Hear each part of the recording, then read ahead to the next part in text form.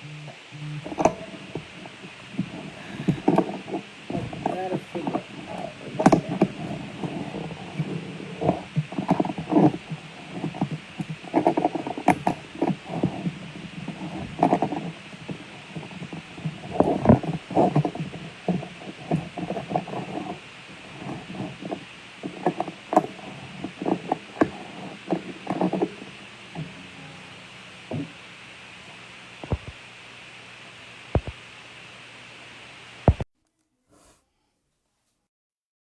Fix the problem.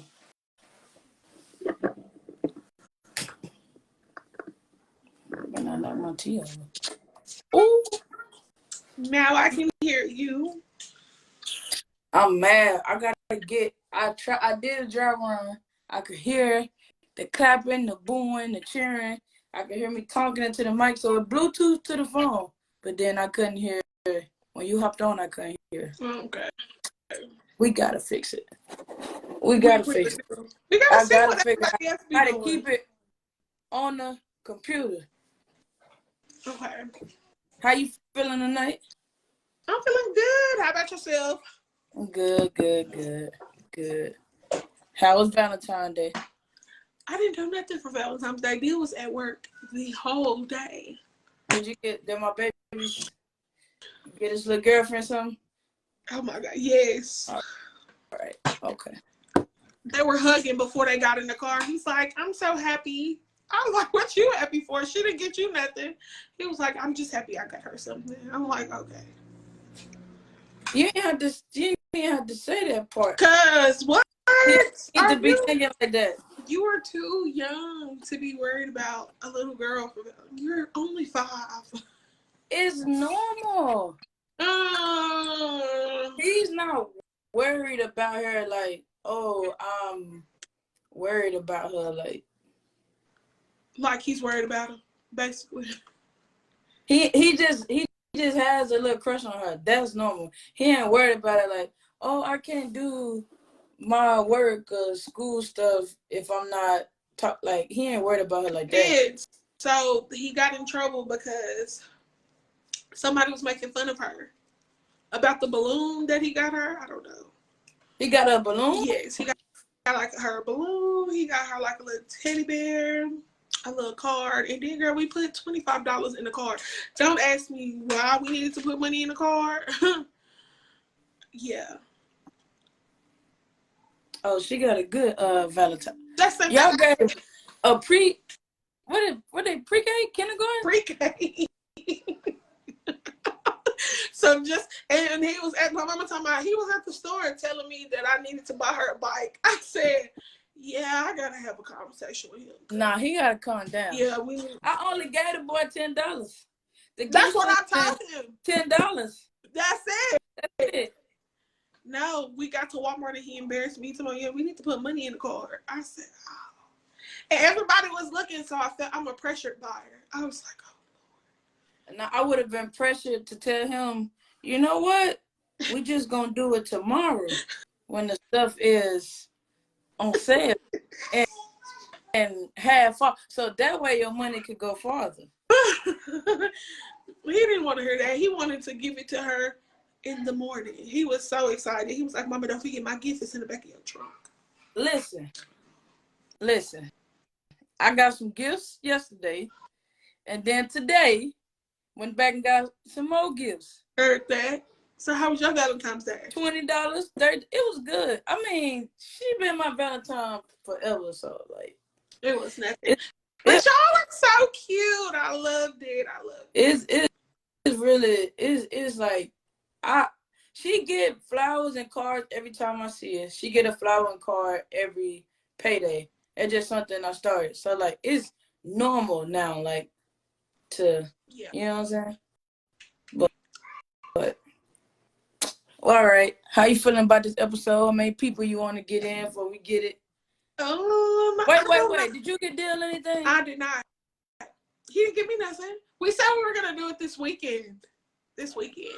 We're Saturday. We supposed to be redoing Valentine's Day, but he just found out that one of the classes for him to become a tech is on Saturday that he cannot miss because it only comes around every 6 months.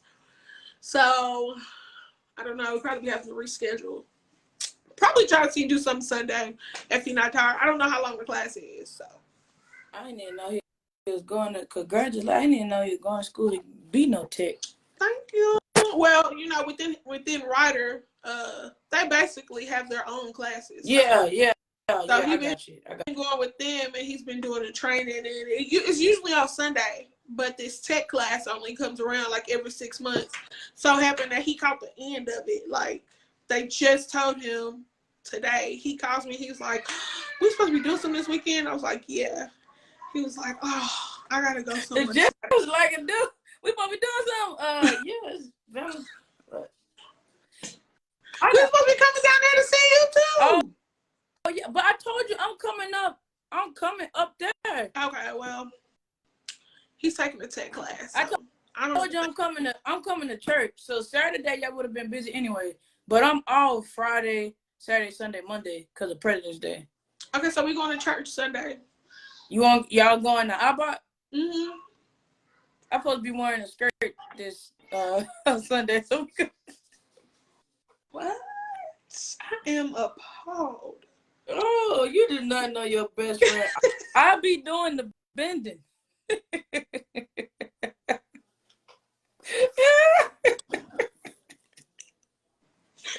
I'm fucking dead. Well, what color is the skirt? Is it like a? No, I went to Allen Outlet for the first time, and I found me. Tell me why I got some Steve Maddens. So Jazz thought that was $580. They was $58 for both pairs. They was like originally like $100 something. They was on sale for like, I'm cheap. I know. I look expensive, but I'm cheap. I buy stuff. I like stores that I like, but I buy my stuff on sale. So me too. I tell people all the time, anything that H&M got on, if it's not his shoes, it's on sale. Everything is on sale. and Dad hated because I'll find a pair of shoes that I like, and then I'll buy a bunch of pairs of those shoes up. So I bought black, white, and tan, and then I got some pink ones. Then I got her some pink ones. So I want to wear my black, white, and tan shirt because last year I had my pink and black like suit on for church. Mm-hmm. So I want to do I've been wanting to do the skirt. It depends on what it is. Because I'm going to put a blazer on it. But it depends on what the weather is. It does. Because skirts is in all weathers. They're in every season. I ain't never heard nobody say, "Oh, skirt's not in on this season." For you. For everyone. For you. Okay. Because I ain't. Then I'm going to be finding reason to put some pants on. It's cool. I'm going to just trying to find a reason not to wear this skirt. That's it. That's all. That's dead. I'm dead. No. But I wear it. I'm gonna see you because I left. I was out running around, so I left Jazz at home last Sunday. So she might. My granny didn't come teach me to come back to people who ain't go to church. You at the crib. I'm dead. Our last episode did pretty good. Yeah. I loved it, and I really got a lot of feedback off of it. Like a lot of people actually listened to it that I didn't even think was listening to it. Yeah, I was like, I looked on there, it was like 348 views. I was like, that's good. I don't want to get caught up in that stuff though. Yeah, leave some comments. Yeah, that's what I want. Those could be robots. Okay? I want to talk. Just don't watch. Actually, be in engagements. But it actually is doing really good too. So the engagements just from them viewing it, clicking on it, it's actually right now doing really good on my page. I didn't even check the numbers, but every day they send me like a little up to date on the engagements and what's doing the most numbers, and it's that live. So. Well, we don't have people.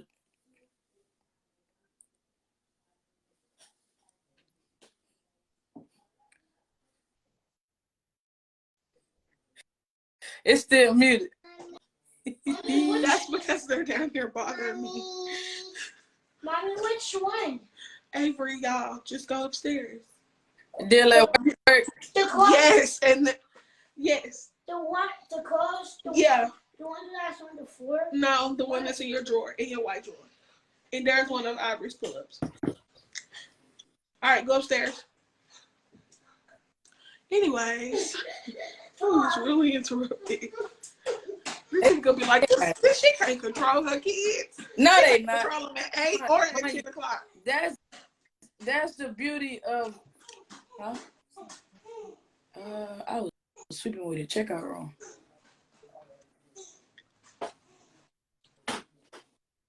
All right. So, how you feel about this episode, this topic? You know what? It's more so like, I'm gonna see where you going with it first. I said I'm gonna hear what you had to say first. Because I know.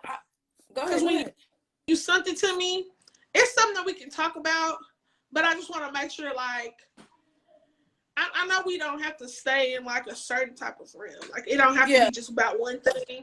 I just want to make sure, like, I mostly understand what you're asking first.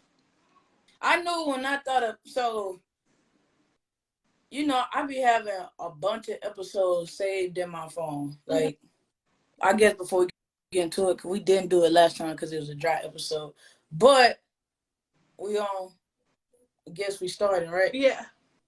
All right, what's going on, beautiful people? Welcome back to Overthink Understanding Podcast. I'm your host, Victoria Moore, joined with my lovely co-host, Tucci. And we got another episode for y'all today. We're going to be talking about forgiving yourself for not knowing until you knew. So, before, if y'all checked out our live on Facebook, before we kind of had like a little background on it, my co-host was saying that she was going to let me start off and trying to kind of see where I'm going for with it. And then my mind, when I say forgive yourself for not knowing until you knew, is literally that. Like, a lot of stuff happened in life where I feel like we beat ourselves down. And it's not 9 times out of 10, it's not because we knew better. Like, some things happen, it's like, man, I knew about it. But some stuff that you get embarrassed to call yourself being ashamed of, it's stuff like I didn't even, I can only speak for myself. Like, being away from the house so long, it taught me that everybody who don't come to see you doesn't mean like, oh, they're not important. Or me getting my last job and flying 30 to 26, 27 days out of the month, I was able to understand, like, okay, people not checking on you. People are busy. But sometimes you get around people and it's like, oh, you didn't come to this, so I sent to do that. And it's like, they don't care about me. It's like, that's not true. Like, they busy. But I think about like how I was, like, you didn't come do something I wanted to do, or I felt some type of way, then more words than less, I'm cutting you off. And it's just like, why you act like that? So then now I'm sitting here like, dang, man, I was a bad person. You know, like, man, forgive me for this, then the therapy. And, you know, and it's just like, you don't know until you know. Mm-hmm. Like, forgive yourself for not knowing stuff until you know it, or you give it somebody and they show you a certain way about themselves, and they didn't, and you like, they end up being something totally different. Or you may bring somebody into your home that ends up harming someone close to you, but you never knew that person was like that, and you beat yourself up, and it's like, you didn't know. Like, yeah, you know, like, certain people shouldn't be around, or, you know, it's easy when it's like, monsters are the monsters. Like, oh, it's a monster in the closet, and, you know, but I feel like, and life is kind of like that, where it's like, it's a monster in the closet, and the only thing you're scared of is, like they say, the skeleton. It's like, clean them out, forget about them, you ain't know no better. Now, if you knew better, that's something different.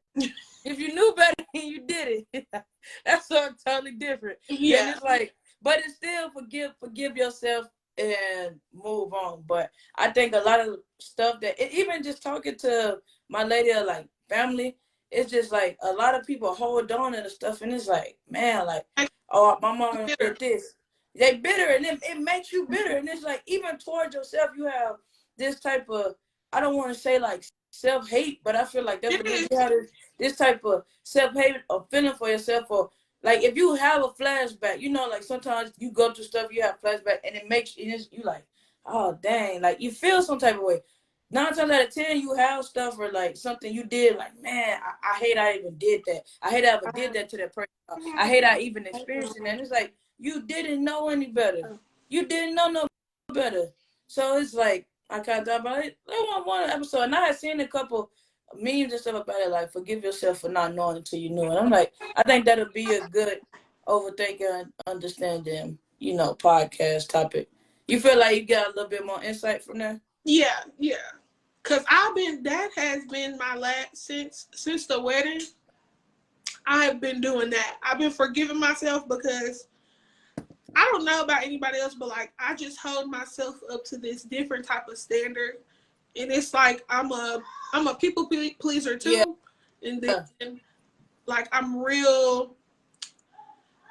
What's the word? I wouldn't say like I'm real serious because don't get me wrong, I can ghost people. Everybody knows I'm the distant friend that I'm probably never ever gonna fall through every day. But when I call you, I'm there when it must count. Yeah.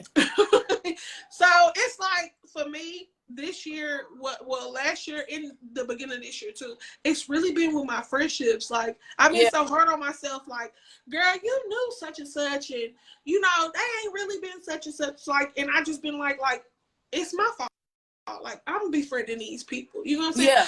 But now, like I'm just learning, like when I try to hold people accountable, I forgive myself too because I'm always making whatever they did my fault. Like, exactly. Well, I should have did this, or I could have been, and now I'm just learning, like, I'm going to forgive them, not for them, but mostly for me, because I truly don't know. Like, I'm real, I want to say I'm real gullible when it comes to my friends, because I'm a real friend, I guess. Like, between, if I tell you I got you all the time, no matter what it is, and whatever situation. And don't get me wrong, because I probably won't fall through on like half the events you probably have. But I will when it counts. If you call me and be like, friend, I really want you to be there, I'm going to be there. Exactly.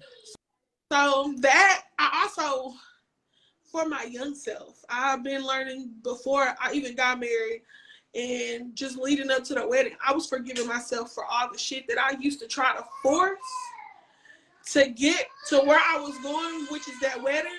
Yeah. I had to forgive myself a lot. My younger self for half the shit that I used to do.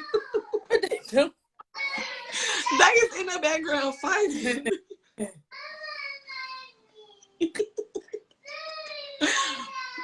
But yeah, my younger self though, I had to forgive myself a lot for a lot of stuff that I really didn't know until now. Like looking back, I'm just like, man, what was I doing? But you know what? I forgive that person because look where we got to. Exactly.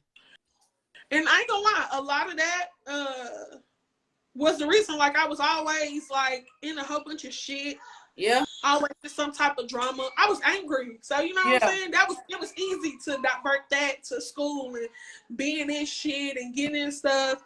It was so easy to do that. So I have been forgiving myself, and I started that last year.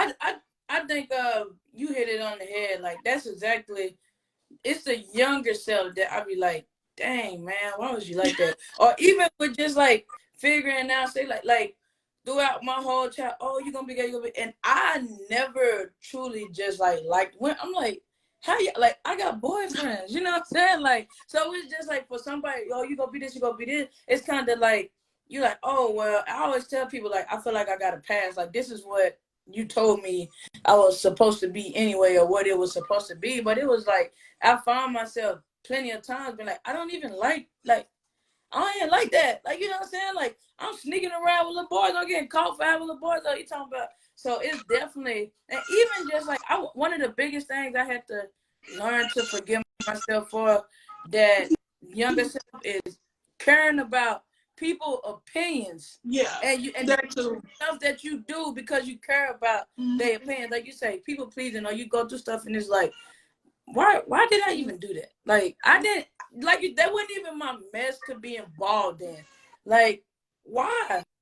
You like, why did I do that? Did you get so caught up on like, oh man, what if I'm still, and it's just like, you have to forgive it, release yourself from the bondage, because the past is forever the past. Right. The past will never be the present. Right. And the present will be the past in 1 second. 2 seconds ago is the past.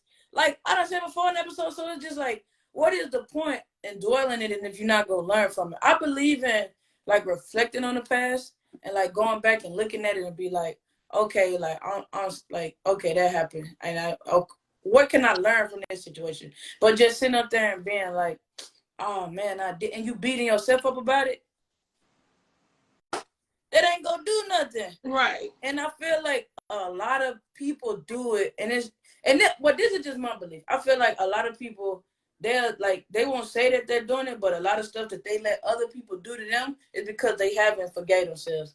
And I was a big person on that, like, oh, I deserve it. Like, oh, well, you're talking to women, you deserve everything was because of that. Like, no, some people is just doing wrong. I don't feel like it's not that they don't want to. They don't know how. Yes. Because I'm trying to put her diaper on. Okay, can y'all just go watch TV? I'll do it in a minute. Get a snack and go watch TV. Yeah. But yeah, back to what I was saying. I feel like a lot of people don't know how to forgive themselves. Like for real. Just think about it. 2-3 years ago, before like I even know that like a lot of that I was keeping bundled up, and a lot of that was carried on to like different situations. When I got into a relationship with him, he the one who even brought it to my attention. Hey, cut it out. Okay. Can y'all stop? Look, go watch cartoons. She won't take the banana. Okay, get a snack and go watch cartoons. So back to what I'm saying. I'm sorry, y'all. Good, you good. I really truly didn't know what it even meant to forgive yourself, like for real, and I don't know how. To this day, I'm still learning. I ain't completely mastered it, and I don't feel like I can ever master it. But I'm more aware of it now, so I feel like it's always like, in the back of my mind, like, girl, forgive yourself. It's not that deep. You're so hard on yourself. You be beating yourself up more than anybody in this world can, and it's not that deep. It's not that deep. So it's really so much of people don't know how to do it. Like they don't know the tools to forgive themselves. Like, you can say I forgive myself, but do you really? Like, do you have a clear conscience about this situation?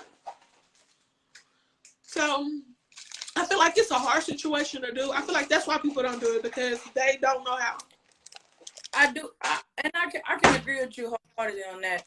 And I think I don't think it's taught. Like all the stuff that we get taught in school, and even the classes that was like mandatory electives you could do, like home ec, and they like, we're gonna teach you sewing. It's like, and I guess some schools you have places where they teach you how to balance a textbook. It's not as much as known now, but as far as dealing with feelings and emotions, now we get to see what I guess kind of like the consequences of not teaching people this is. Because like, if you didn't know, and then your parents didn't know, and then now your kids don't know, now you just have this big trail of people not knowing how to forgive themselves and what forgiveness is, and then it spills over to not forgiving people and being angry at the world when it's just like, you angry with, I mean, like I said, we 27 right now. I had to learn, like, you don't, people, half of the things that you beating yourself up about, people don't even remember. That's one. And then the people who do remember, or they kind of hold you against it, they hold even more stuff against themselves. Mm-hmm. They hold even more stuff. So it's just a big thing we have to learn, like, okay, forgive yourself and forgive other people. It goes hand in hand, because how can you tell someone, oh, you have to forgive them? I don't even forgive myself. Yeah. So now I'm holding these people to the same standard that I hold myself. So you telling me to do something I am not capable of doing to me. Telling me, no, hell no, they gonna get exactly what I get. You know what? And so many times I feel like people don't see it unless it's somebody else's situation. Like for real, with our mutual friend, I know they probably don't want us talking about this, but I don't care. Our mutual friends, I tell them all the time, with the situation that's going on, like, okay, with us getting into it with other girls, let's say me and you were into it. Yeah. And I remember texting one of them, and I was like, you really should forgive so-and-so, because I don't feel like they actually meant what they said. I feel like they're so angry with themselves for letting it get so bad that they got to keep it up with the other person. So, like, it's like, people really don't see it into somebody else's situation. And just looking at that situation, and once I said that to her, I was like, that's so crazy that I'm saying this to her. And then here I am telling myself, like, bitch, what are you doing? Like, you should have been done with school. You should have been got this PhD. Like, why are you going so slow? But you know what? Yeah. I'm going so slow because it's not my time. I'm Yeah. not ready for it yet. I feel like I still have a lot to grow for. And that's me forgiving myself. Like, Yeah. I start this year, actually, when I was like, you know, you got your bachelor's, you working on doing your master's, but you dragging your feet on that because you won't go do the fucking testing. The testing Yeah. take really a lot of time. Yeah. And it's like, I was telling Deal the other day, I was like, I really want to quit because I can really just go be a CPS worker. Yeah. And he was like, but is that really truly what you want to do? And it was like, I was telling him, I'm like, no, but I need to do it. Like, I'm going too slow. Like, you know, just really not giving myself grace and giving myself time to build up to get what I really want to get. And that's that PhD. And like I said, it's just taking me a little bit more time because I still have a lot of stuff I got to master before I get there. I haven't yet. I still have a lot to grow up. I mean, I still got a lot of growth and improvement. I feel like before I get that PhD, because I don't feel like my attitude is all the way there yet to be in Georgia. For real, this is me. But this is me forgiving myself for, you know, now I know these things. Now I'm aware of how much I still have to grow. So it's just like, that is a part of me forgiving myself. That's part of my way to forgive myself. Because true enough, I'm more than sure I could go get a job and be at that job and be irritated by the second year that I'm there. But that's not what I really want to do. So I'm giving myself grace. Like, girl, you gonna get it. You okay. Just keep working for it. And even for you to have your bachelor, you know how many people don't have bachelors? Yeah. And my brother has a great job, but it took him, I think it took him 8 years to finish his degree. You know what I'm saying? So I feel it's just like anything. When you get fixated on the problem, you can never see the solution. Mm-hmm. So when you sitting up there, like, forgiving ourselves for things that, even like you say, things that we feel like we can control, but truthfully we have no control over. Because it's just like, yes, I could go faster, but just like anything that I've learned when you're doing things, it's going to be roadblocks. Mm-hmm. So yes, it's great if you start earlier, but the same roadblocks are going to be there. You think like, oh, if I would have started on time, which we make ourselves this fiction of this time, oh, if I would have started on time, this roadblock wouldn't have been there. Right. But no, the roadblock is a part of that, whatever you're trying to get to, that roadblock will forever be there. But you sitting up there fixated, like, man, I did that, and I did that. And then, like I said, like you said, it's easier to see it in somebody else's situation. Mm-hmm. That was a big thing that I feel like relationship-wise too, like you say, being able to look on the outside looking in, or even, you know, like they say, you know, either you die young enough to stay the superhero or you live long enough to be the villain. And you kind of learn when you go in situations that you never thought that you would be in. Right. And then you see, like, I judge this person so hard about this situation, and I'm in it, and I'm borderline doing the same thing. Mm-hmm. But your resources or finances or circumstances may be a little bit different for you to treat, but you judge somebody for so hard that was in a position maybe 2-3 years ago, and here you are 2-3 years later in the same position, and you just like, dang, like, man, like I judge the mess out that person, and you don't know. Yeah. Like, you really don't get it. And that's why I say, like, you have to forgive yourself for not knowing until you know. Yeah. Because some things you don't know until you get. That's why they say time, life, whatever is the best teacher, because you don't know until you get put in that situation, and you like, or like you say, you on the outside looking in, like, people really do be hurting. Like, it's kind of like you get to self-loving and forgiving yourself, you kind of realize, like, it's just like it's just like the opposite effect. You sitting there mad at everybody and not forgiving yourself, so you don't forgive anybody because you hold them to the same standards as yourself. But then you start forgiving yourself, and you able to see it on the outside, like, you know what? Right. That person cut me off in traffic, or that person did this, or even some people that do messed up stuff. Like, you know what? They need forgiveness. Yeah. And forgiveness looks different because, like you say, you know, I'm still that person. Like, you did what you did, I forgive you. but if I catch you, it's principle. But it's like, I forgive you. That is something you need to work on. See, that, and that's something I need to you work on still too. gotta take. That's just like if you go into court and you got a ticket and you tell the judge like, "Hey, I take full responsibility. You know, I was speeding. I had this going on." The judge gonna be like, "You know what? I thank you for your honesty. You still gotta pay this ticket." Not It's sometimes. the same way. Not sometimes. Because Not all the time, but I'm saying, like, I went to court and I had a ticket and they dismissed it because I was so young. He felt like, you know, that was the younger me. I showed him I had a driver's license. He was like, you know what? That was the younger you, and we're gonna forget your ticket. And they dismissed it. So me saying I done had a situation like that too. You had to pay the court, but it's still. yeah, I get what you're saying. Yeah. Like you're very big on principle, and that's fine. But for me, in my journey, like because I'm like that too. Like it's still a couple of bitches I got to get up with. It's gonna forever be like that. And you know what? Yeah. I pray every day, and I be like, I really truly hope I never run into them right now. We in on a situation. that's the same time I'm on. Like Yeah. you had to hurt, but that is the overall is the same thing. I'm just saying. I pray I never the people I really want to see. Yes, I really truly do because I know for a fact I'm gonna do something to them. Exactly. I'm gonna do something for sure. That is a stamp thing. But you know what? Just like knowing and understanding how much I done grown, seeing them will put me right back to square one, and I don't want to do that because I've worked so hard to get where I am. Because anybody that knew me about like 5 years ago, I was alive.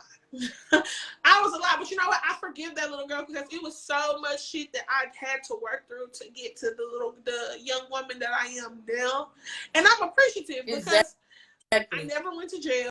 I don't have a record. I'm clean as a whistle head. I think I got a ticket in Cockery Hill. But anyways, listen. Long story short, we gonna bleep that out. Long story short.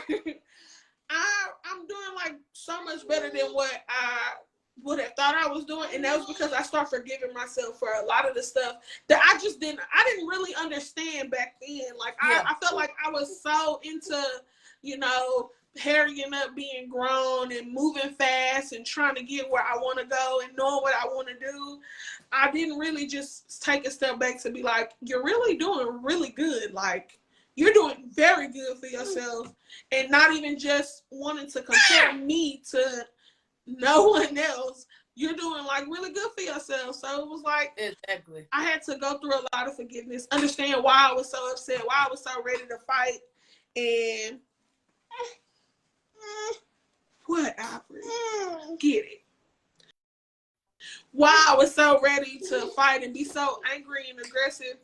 And it really I did have to do a lot of self-reflecting. A lot of the situations that I was even in was because of myself. So yes. So like a lot of that. But you know what? I have a question. What would you tell your younger self? Being now and how much wisdom you have now, what would you tell your younger self to start the forgiveness process? Because like I said, I feel like that's the problem. People really don't know where to start. That's a good question. That's a good question. You look a little stunned. I did, because I was thinking, I was like, that's a great, because I think about it so much. I think about it so much, but I feel like it's cliche to say like, forgive yourself. Like, you don't know.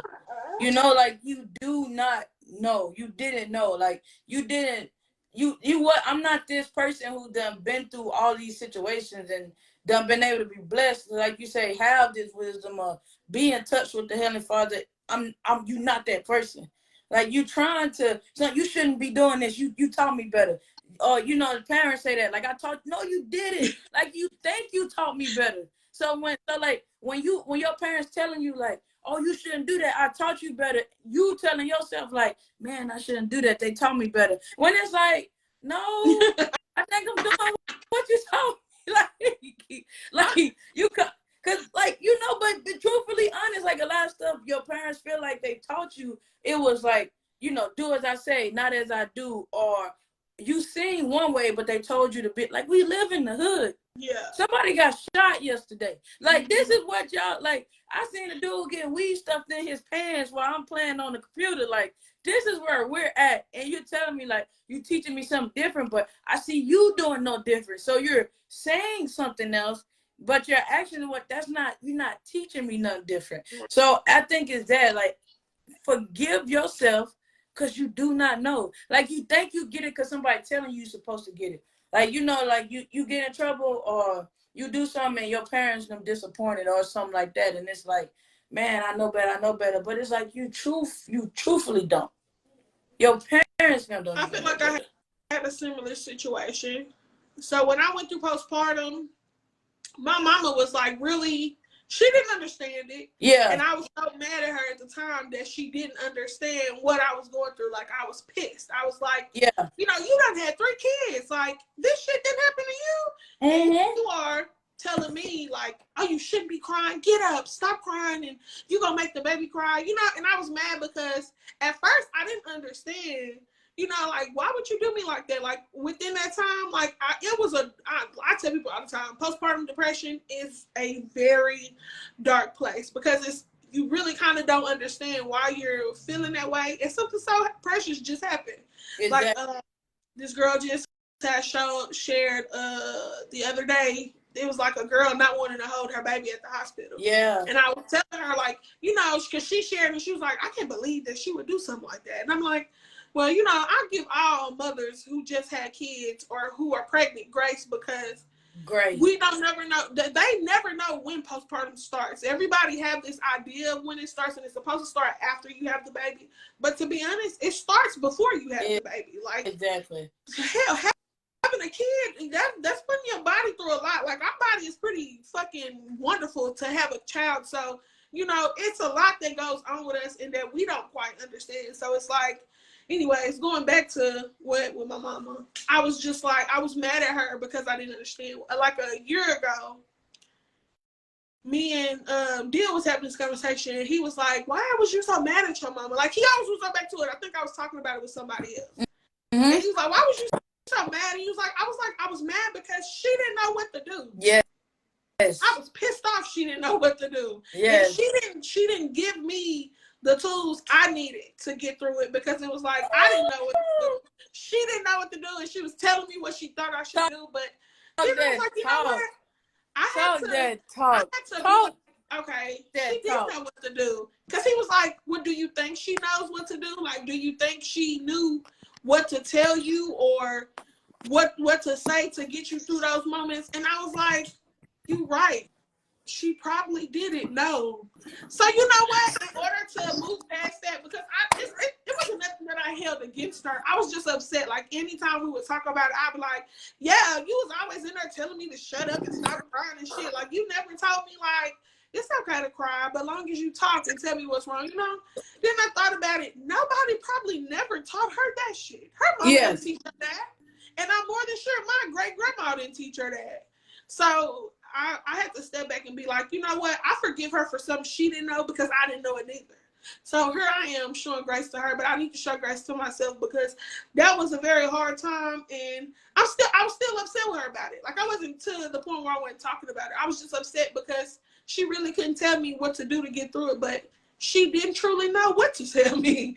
Like, you know what I'm saying? She didn't know the words to tell me to get through it. She didn't know what was going on. She just seen her baby girl in her room crying and had no reason, and she thought she could fix it easily by just telling me to shut up and stop crying. So that situation right there just let me know, like, I be so mad at other people for not knowing things that I don't know myself, and I be so hard on myself too. Like, who am I? Who am I? Yeah. Calm down, sis. You okay? Man, let me get the. Yeah, I said, man, I wish the dang thing was hooked up. You do the chant. When I tell you, you hit the nail on the head. Like, you said so many good points. We could do 3 episodes off of it. Like, when I tell you, like, so I had a similar situation growing up. Like, you know what happened to me growing up, younger, but like a lot of people don't know I went through that. So like, and including my family, I remember telling my parents now, like, something that happened to me like at like 18. And this is like elementary. Like y'all didn't know me in the Grove. Like this stuff, Pleasant Grove time, you know. And then I remember like being so mad at my brothers and them and my family because it was like this happened while y'all were there. Y'all was there and this was able to happen to me. And so like a lot of stuff that happened afterwards, it was you acting out. You know, like something happened where you feel like you have no control over. You like, okay, nobody else would be able to play with me like that. Yeah. So you get kicked out, you doing this. You shouldn't be doing this. We re-raise you like this and it's like, man, shut the hell up. At one point, I tell you, like I'm telling you, truthfully honest. At one point, like when I figured that my parents had this kind of like what people thought about on the outside of character. It's like you purposely do stuff. Yeah. Like it's like, oh, you think it's this, it's that. Yeah. And then people tell you how good you had it growing up. And it was like, what if I tell you that my childhood stopped at this age? What if I tell you that my childhood stopped at elementary? I was no longer a kid anymore. So a lot of stuff that you telling me I was doing and I did growing up and even into my adult years, it's like, oh, you shouldn't do this, you shouldn't do that. When it's just like, you don't know. You don't know what the hell. Like, you gonna tell me how I should act. Yeah. Shut up. You know what I'm saying? Like I be so like you say, like and my brother, my big brother, like of course it always hurt his feelings because he like, I would have did this and I would have protected you, blah blah and this and that. And he was just like, why were you so mad at us when we was kids? And I remember like it was Pastor Rush. I was sitting in my bedroom because you know, like I bought they streaming or whatever. And that's the church I have been going through since forever. So like I'm in my room streaming it, and Pastor Rush had gave this sermon on talking about like you forgive people because they don't even know why you mad at them. Yeah. Like you never said nothing to them and you holding this in and you feel like they were supposed to know, but you know they don't know. Because you if they really did know, stuff would have happened different. You know what I'm saying? So it was kind of like, man, dang, like it hit me. And I just remember listening and I called my family and I told them. And like I said all the time on my other episodes, when I told my family what happened to me growing up, they was like, okay, that's why you acted the way that you did. It wasn't like, man, I never, like, of course, like my brother would say, like, you didn't better. Like, for you to even be strong to go to that and not say nothing to nobody, you was just Victoria. You was a different version of Victoria, but you was Victoria. But I think that point, like, I had the same type of situation. Yeah, because I truly didn't understand what you was. This is what I think is, like I say, it's understanding. I feel like my people went through similar things, so they understood, but they didn't know. Yeah. So you holding something against somebody when it's different. When it's just my opinion, right? It's harder to forgive people when they don't know and you're explaining it to them like, you hurt me, like what you did made me feel like this, and they just like, well, you need to suck it up, or you know what I'm saying? It's like it's different when you tell somebody. And then when you don't tell somebody, you just got this hatred for them for what they did when both of them the same thing. They don't know. And another point you said is like what I always say. Sometimes that we want the people that we want to be the support system. Yeah. When there's 8 billion people in the world, it's a bunch of women who had postpartum. We live in a world where it's almost a Facebook group for everything. It's almost any type of group for everything. But we not community. Yeah. Yes, and that's what I'm saying. And that's what I'm saying. That's what's hard about it when it's like I wanted, like you say, my community. I wanted to be my mom and my daddy, but it is outside help. And still, once again, another barrier where you feel like you don't look like me or you did, so you can't, it can't possibly resonate with you. And that person sitting there telling you like, no, I've been through that. Like, I might not look at you. I might not have had the same circumstances that you had, but I've been through exactly what you've been through. And I think that you made a real good point with that, because it's like, I was the same way. It was just like, man, you posting on. Like, all this other crap y'all saying, you ain't know something's going on with your dog. You know what I'm saying? You like, you didn't know okay, whatever. Like, sometimes you do need the outside help, because I was talking to a counselor at my OBGYN, and she was white. She told me, so when I sat down and talked to her, she was like, you don't even have to tell me. I bust out crying. Because, bitch, you know how long I've been waiting for somebody to tell me that?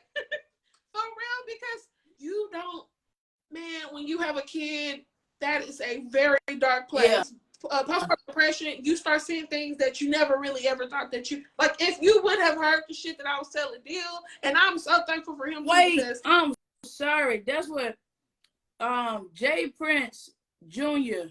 or no, Jay Prince Senior, I guess. Daughter came out. The video, and it broke my, and it was the same because it was you pissing me were off. you were more open about it now. Like I look at it so much different. But that was the same thing. Like, ooh, and it makes me so mad when I see people up under posters like that are like older Black women, and they're like, one of the ladies was telling me, she was like, that don't have nothing to do with the baby. Bitch, yes it does.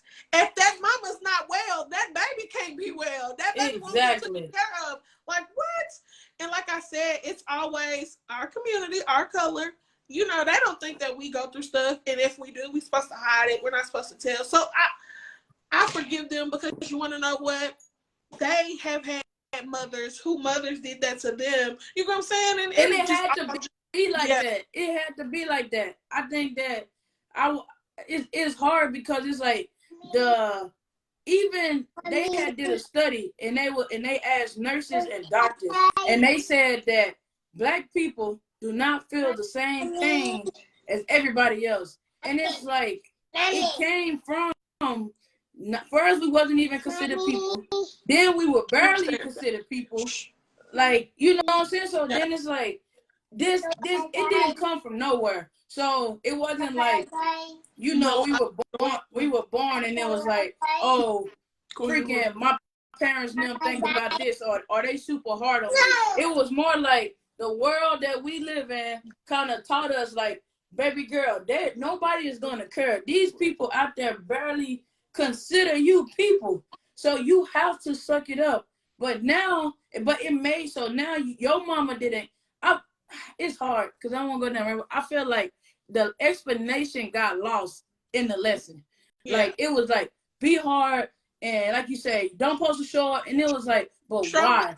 After a while, exactly. After a while, the why got left behind with the first 2-3 generations who knew the why, and the only thing was left was the lesson. You don't talk to this, you don't do that. You know, just like, I need help. Like, who do I talk to about? Like, you don't want me going to get in school and kicked out. I need somebody else to be like, they understand what's going on and what happened. And like you said, like, I remember it was like a Facebook thing that came out, and it was something that simple. It said like I was 12 and 13, and then it was like 6 and whatever, or I was like 5 and this, so I was 18 and 19, and under one of the posts, it was like, it's sad that no female has to put what this is about, and all of us know what it's about. And it was the same thing under that post. I seen a lady who said, I would usually be one of those people who was like, that shouldn't happen, and, you know, judging this mama. And it was like a little paragraph, but she was like, I've had a baby, so I get it. So just like you said, like, it was a bunch of comments crazy, but it was some comments that was like, you do not know how that feel. And I felt more bad than somebody recording it. Yeah, like that's that. And why would you record somebody going through that? That is crazy. But that you wouldn't intervene to help. You didn't help the baby. You didn't help the mama. And it's just like, I remember talking to somebody, you know, whatever, right? I remember talking to somebody who had went through. I remember talking to somebody who had went through postpartum depression, and they had twins, and it was just like, it was the same thing. Like, of course, I was close to them too, and they talked about it, but I wasn't with them when they was going through it. But they'll talk about how the person they was with was just like, you need to get your stuff together. The babies don't need to see you sad. This, that, and the third. And it was just like, you know, from what she said, she had plenty of times that she wanted to like hurt herself. She was like, I'd just be washing dishes and be like, you know, how would it feel? Would it feel some type of way if I slit my wrist or if I do something like that? And she like, I had times where I didn't want to be around my kids, and it's just like, nobody could prep you for that. So you hate the person that you was when you was going through that, but you telling yourself that you hate being human. Like, can't nobody prep you for that? When I had Ivory, Like, I remember even telling the nurses, I don't want to sit down. 2 hours. 2 hours. Girl, do you know how much I said? With Avery, it took me a whole day to actually get up and walk. 2 hours after I had Avery, I was telling them, and I remember telling them right before I like drifted off, because you know I was in and out off the medicine. I was like, in 2 hours, get me up and make me start walking. And she was like, why? I said, because I don't want to sit around to feel like I'm useless, and that put me in a depressing state. And she was like, okay, you want to be up in 2 hours? I was like, in 2 hours, I'm telling you, come get me up. And when she came, I was like, she was like, you said in 2 hours, let's go to the bathroom. I was like, oh, no, I can't get up. She was like, well, and then here go deal. Well, you told her in 2 hours, and I think it'll be a good thing, and she'll go bring you a hot bath. I was like, man. But you know what? Nobody prepped me for it, but I just remember hating who that person that I was coming up out of postpartum depression with Avery. I was like, I hated me then, and I don't want to turn back into that girl. And then I was like, what? You hate that person. That's you now. Exactly. Nothing different. I just was sad. Hell. Yeah. So it was like, yeah, I also had to forgive that person too, because I didn't know. Nobody fucking told me. Listen, people graze through it and they be like, oh, but it happens to 1 in 8 women. Well, what happens when you that one? What? What you supposed to do? You got any brochure for this part? Yeah. So, Is it a YouTube video I can scroll to for this part? They had, and when you walk into a doctor's office, they don't have nothing about postpartum besides postpartum when you come back to get checked up and all that. After that, and honestly, even after that, after you come back that one time after your 6 weeks checkup, they don't even see you no more. That's it. So it's like nobody prepares you for that part. Nobody tells you how to navigate through it once you get through it. So now, like me, I'm so aware of it. And like I said, I give grace to mothers that's going through it, because being in that place, until you've been in that place, you don't know what you don't get it. Is. Yeah, that really be coming through you, because like it be stuff to where I only tell people who's going through it what I said, because then they be like, oh, I understand why you said it, because I want to do it too right now. So like I be trying to tell people like, man, y'all, they don't know how to get through that. Like that ain't something. So forgive them, and also forgive yourself for not knowing too, because you need to be more aware of things like that. It's stuff that goes on all the time. I'm rambling. Hell, no, but you're not. I definitely understand. Like, you really truly don't know until you've been in that position, and then when you be there, you be like, oh, I was judging such and such, and I was here saying all this bad stuff when I should have been being way more graceful than I was. So, and I think it's so many people, and I could just say like my opinion. I feel like it's so many people that go through things and are so scared to go back and examine what they've been through. Like, you are the next. It's a lady who went through postpartum 10, 12 years before you that's scared to even admit that part that she went through. But you was the person that was supposed to write that book. You was the person who was supposed to start that clinic for African-American women going through postpartum. And it's just like, if you don't go back and relive it, or like I said, like, reflect on what you did, and when you don't forgive yourself, you don't want to look at it. Like you say, like, oh, I'm clean as a whistle. You got people, fellas, you riding with your pistol, but you ain't trying to get caught nowhere. It's places you can't even go because you ain't trying to get caught with it. Right. And then people walk out, like I say, all throughout, you can't fly the gun, can't fly everywhere, my baby. She coming with me, like, she there. And how you fly with a gun? Check it in. Like, that's it. They don't do, no, I never had a, no, but it's like you said, you have nothing to fear. But they like, I made these mistakes growing up, and then I got these situations that happen. So now you fear going to, you can't even ride around like you want to, because you in the lifestyle you in, so you can't go nowhere without your weapon. But now you can't go nowhere, period. You can't even go to where the police may or do it. So you like, man, I did this to my, that's why I'm fascinated by street dudes. Cause I'm like, the same thing you said, like postpartum is nobody tell you, no, it's not too many street dudes who talk about it. And when street dudes do talk, they sound so depressed. Like I knew this was a bad choice that I made. And like you said, it's nowhere to go get help. Who go, the first thing we tell them is like, you signed up for it. Yeah, you did it. Like, you know what? You right, because you don't think about stuff like that. Like, man, why are, and most of these people, I'm not gonna say all of them, but most of these people are doing street shit and street dudes, and they don't even want to be. Like, they don't want to have to do, you know what I'm saying, live that lifestyle, but they are. That's their only way of surviving. So it's like, who does help them? Like, who does navigate them to even get out of that situation? And even to imagine, you are like, it's a joke. You look and you got your partners, and all your partners do street stuff.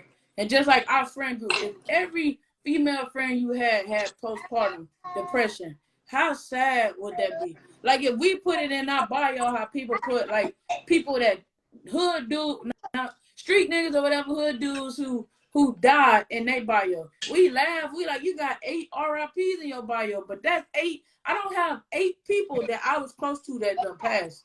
Like, it's just not there. Most of my core friends found they are still living. To just be imagining, like, you grew up with this person, spouse and everything else. They experienced the same thing. That is a toll.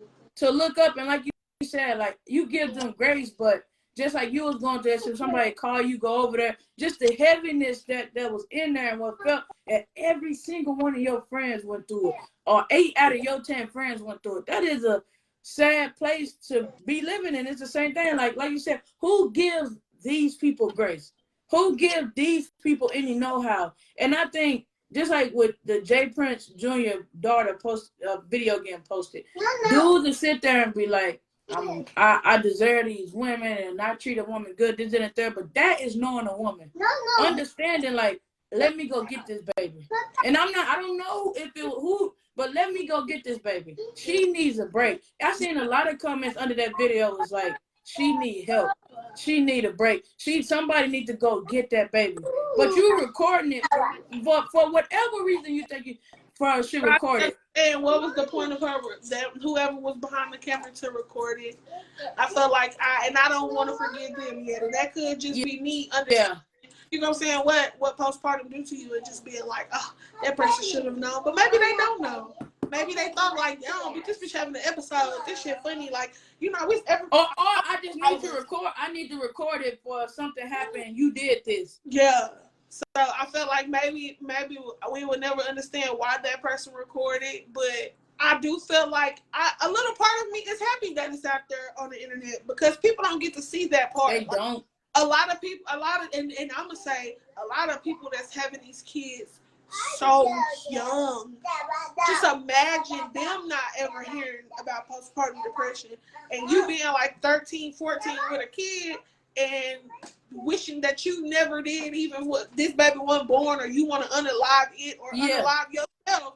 Exactly. Just imagine what they're going through and they don't understand it. So it's like, it's a lot, but we definitely write a book about it.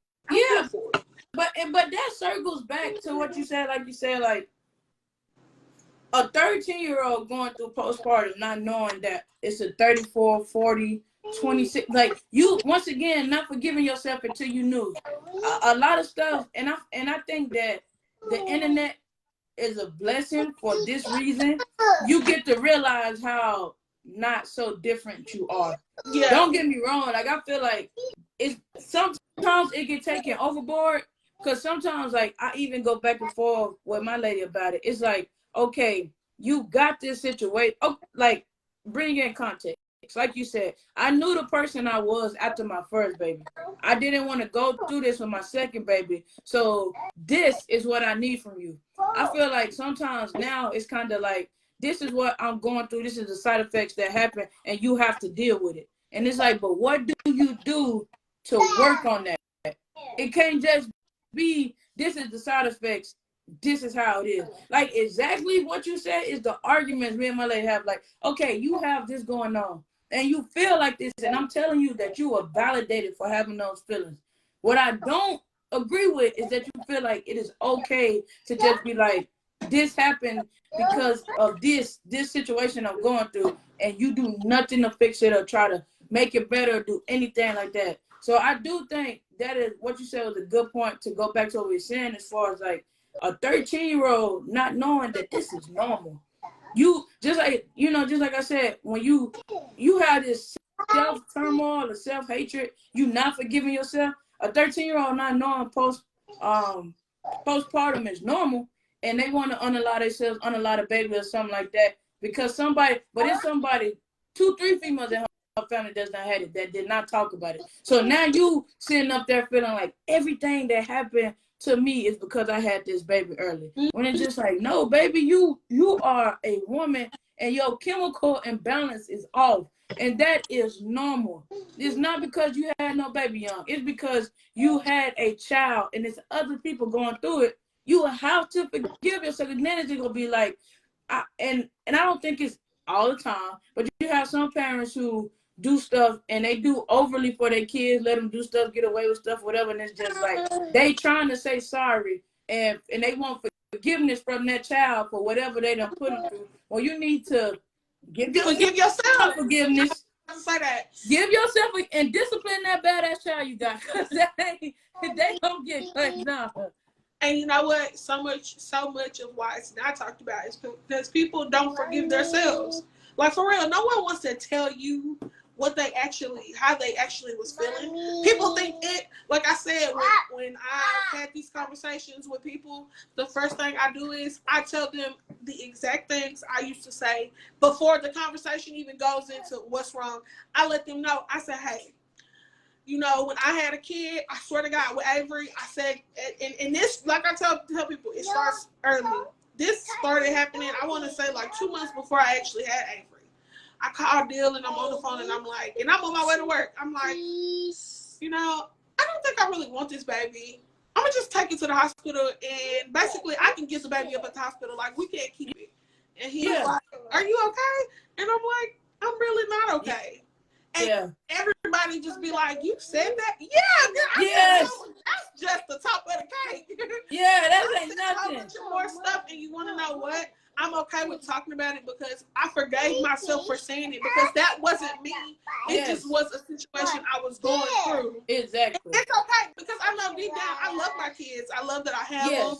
I probably will drop them off at a fire station for like 2 to 3 hours, just so they can play. But I want to go. You gonna go back? Yeah. So it's like at first I used to be like I didn't want to talk about it, and then I start seeing like it's other people really going through this. I can't be weird if it's another person going through it because that means it's like 5 other people that's not talking about it. Exactly. And when I tell you, everyone that had them kids around 2018, 2019 was catching postpartum depression, and a lot had to do with COVID. He was in the house.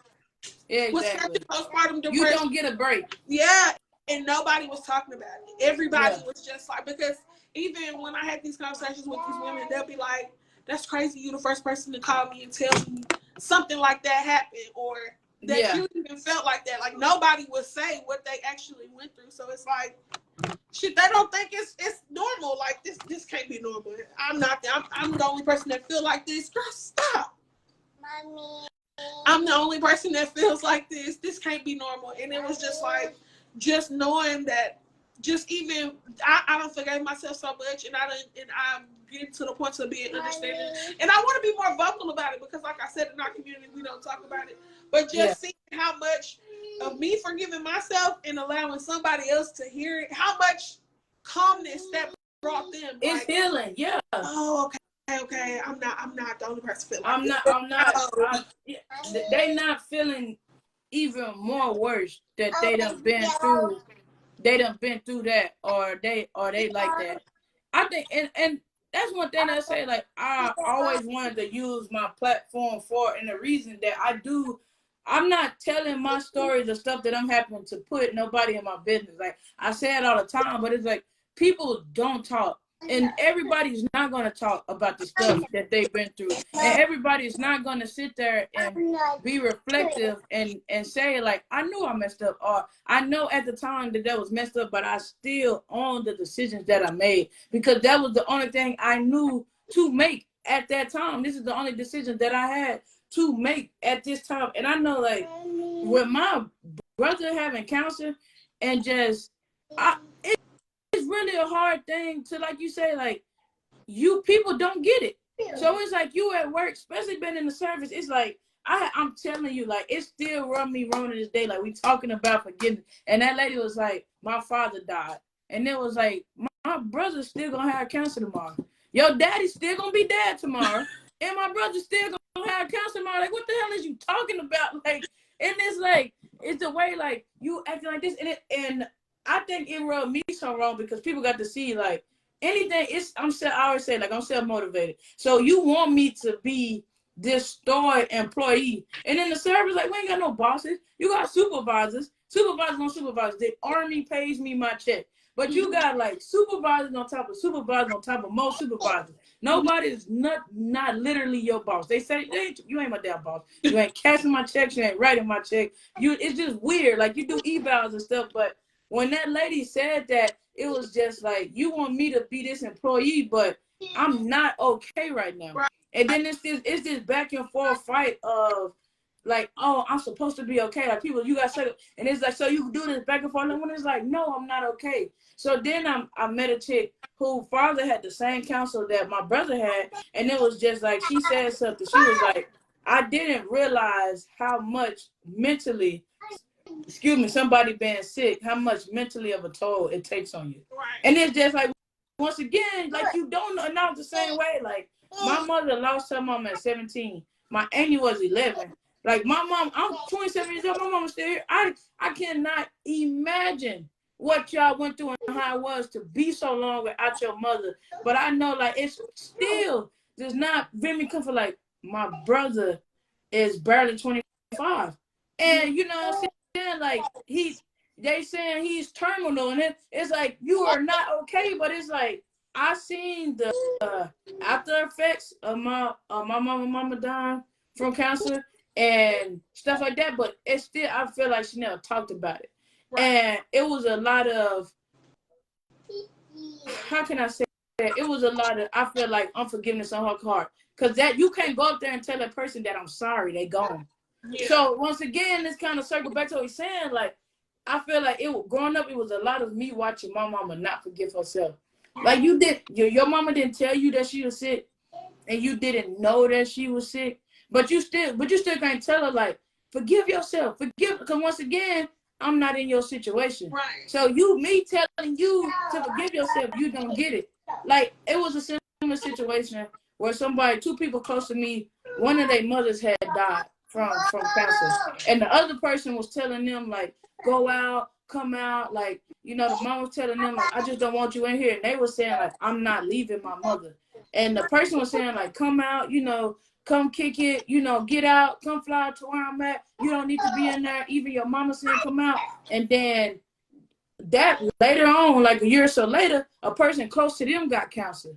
And they was, like, distraught, like, beating themselves up. Like, I wouldn't even know what to do for the person who mama died, to be there for them, because they realize how, now they know how it feels, because they didn't know at that time. They like, why are you sitting in the hospital room with your mama? She got cancer. She even telling you to leave.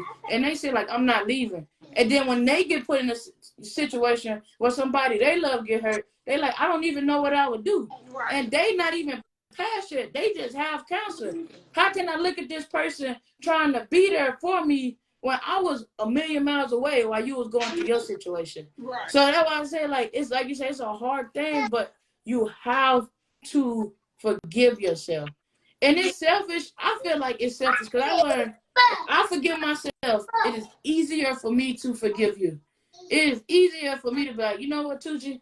You probably just having a bad day. You know what? I don't hold that against you. Just like our situation, we missed one of our mutual friends' baby shower. Me, my position, I throw something, everybody can come. I get it. Like, stuff happens. I'm not sitting up there like, oh man, Ron, this, that, and that. You know what I'm saying? Because it's like, I've been gone consecutively 8 years. Not too many people show up for nothing. Not a visit, not a kick it. You asked for money, you wanted to talk about, but it wasn't a visit, a kick it, or nothing in between. So, like, I get it. people are busy. Like, Right. it is okay. So you getting mad and you saying, oh, you might be destroying a good friendship because they didn't show up to your baby party or they didn't show up to your birthday party because you don't get it. Like, people are busy. It's people that don't do what you do every day. Right. You know what I'm saying? Like, it's people that has a lot of obligation. Or even put myself in the shoes of being like, okay, now that I'm back in Texas and people have more access to me, now it's okay, you come over here. I want to invite you here. I want to invite you there. Back then, I didn't have that problem. Right. For 8 years, I didn't have to be like, oh, I'm going to come here and I'm going to pull up here. Last Saturday, I went to see my brother who has cancer. Check on him, make sure he was good, because I hadn't seen him in like a week or two, since I've been down in my new house. Went up there to see him. My little cousin happened to have a step show on the same night. My lady wanted to do some shopping. We want to check that. So I'm talking in the car driving for 2 to 3 hours. These places are not close. Right.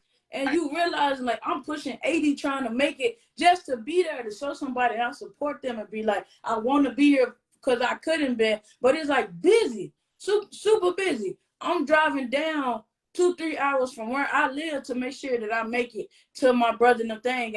And sometimes I have to catch myself and like, once again, forgiveness for not knowing until you knew. You running yourself crazy.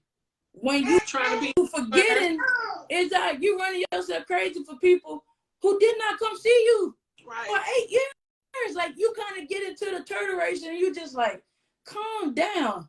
It's okay if you don't make it. You want to make it and you want to do it, but these people did not better. It's nothing that could be said like, oh, you know, like people like, you didn't pick up. But why did I stop picking up the phone? How many times did I pick up the phone before I stopped picking it up? Yeah. And then not only that, like for me, with you, it's just even now, I'm always like, oh, I don't call more because more busy. Yeah. Like, I know everybody might not think you busy, but you busy. Like, even now, even me, like Nisha she's always FaceTiming me, and she's always like, girl, Trisha, you is so busy. And I be like, I'm really not. Like, I've been trying, because me too, I'm always like, oh, well, let me make it here to this person, and let me make it here. Then I start thinking, like, I need to slow down. I need to learn that I can't be everywhere all the time, and it's okay if I miss an event or two, because y'all do the same thing. Like, now I be telling, like, Bill always have to remind me, babe, it's okay if you miss that event. And I'm like, you right. I am trying to make. I done went to 3 kid parties in one day. Exactly. What the fuck? I was telling myself, like, I'm in the car talking to myself, and Avery's like, yeah, mommy, we didn't have to go to all those parties. I'm tired.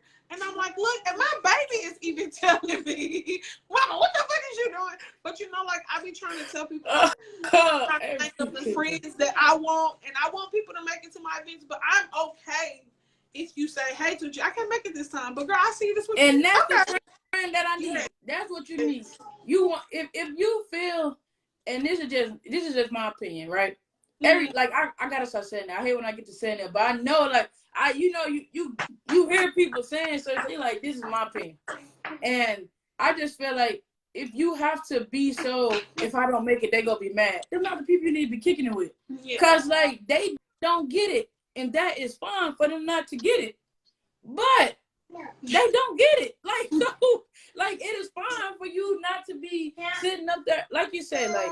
People, I done said it before in an episode, like, my free time is not, like, the world has taught us, if you have free time, something should be filled there. But my free time does not mean that I'm not busy.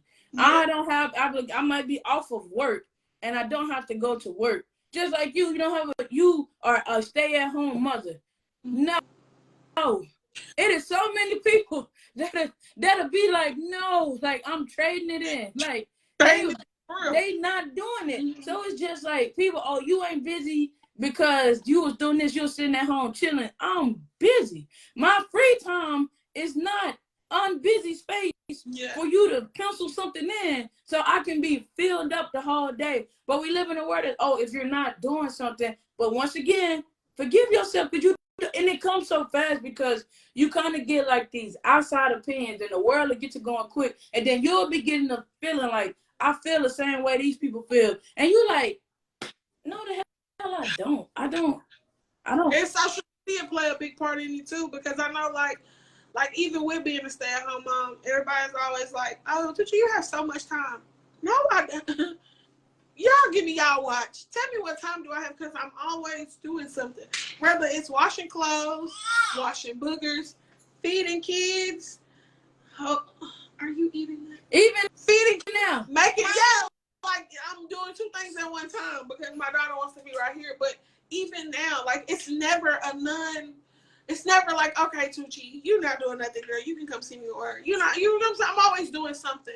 Whether it's little or small, to me, that's something. It is. And I feel like at first I used to be like, oh, well, you should be able to do that. You should be able to clean, cook, wash dishes, and wash clothes, take the kids to the park, pick Avery up, go to all this little shit. And I had to like limit myself because I was like, I'm putting so much on my plate and I can't eat all this shit. I can't eat all this. Yeah.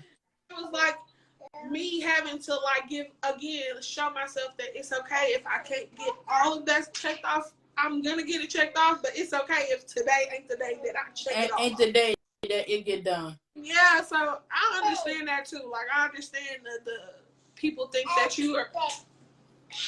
The baby has climbed on the table. Damn.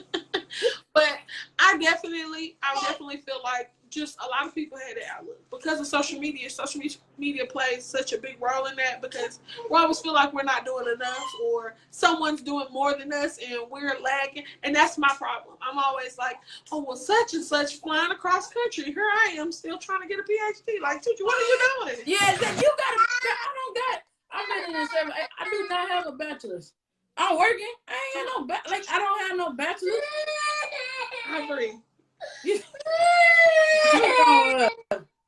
She failed. Okay. Okay, mama. It's okay. But like what you said, and that's why they say comparison is like the thief to all joy, because you feel like you're not doing nothing to people. And I always look at like celebrities. And a lot of celebrity houses, especially if they ain't got no nanny, even if they do got a nanny, them houses be dirty. I said before, I said all the time, like, them houses be dirty, or they have so many people helping them.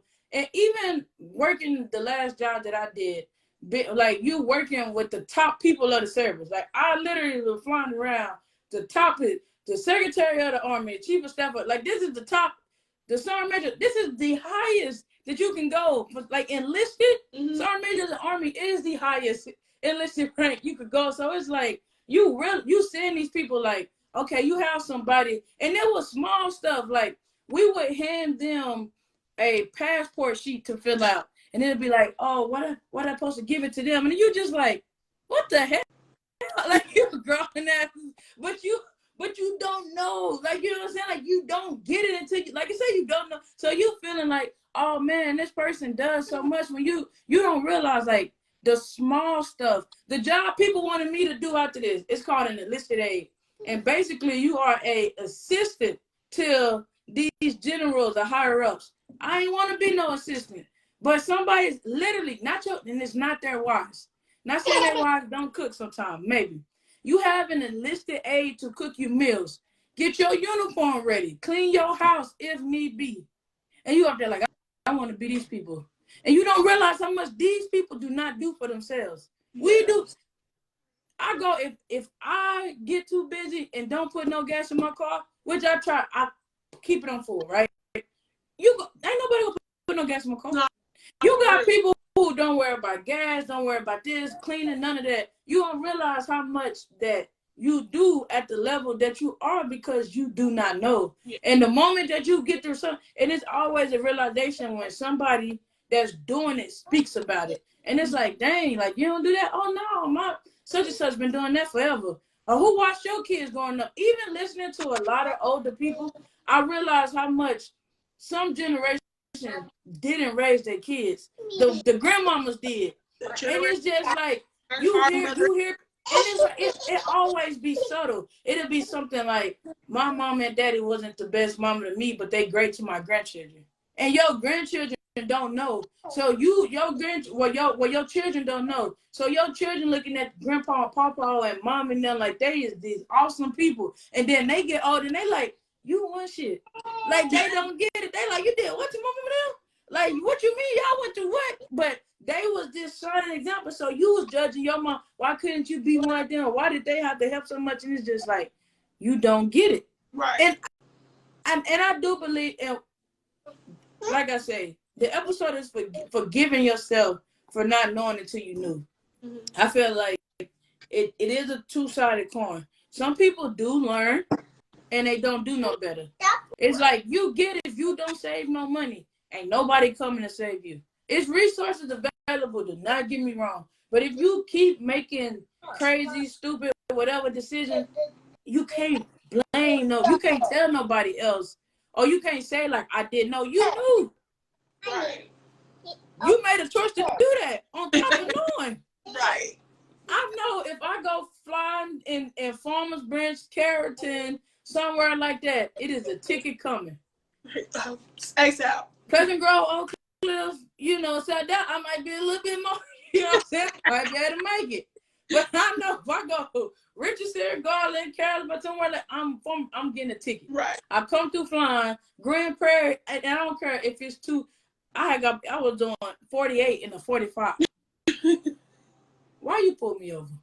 Nothing else to do. That was waiting for you to come through. Yeah, just leave me alone. Like, why are you doing that?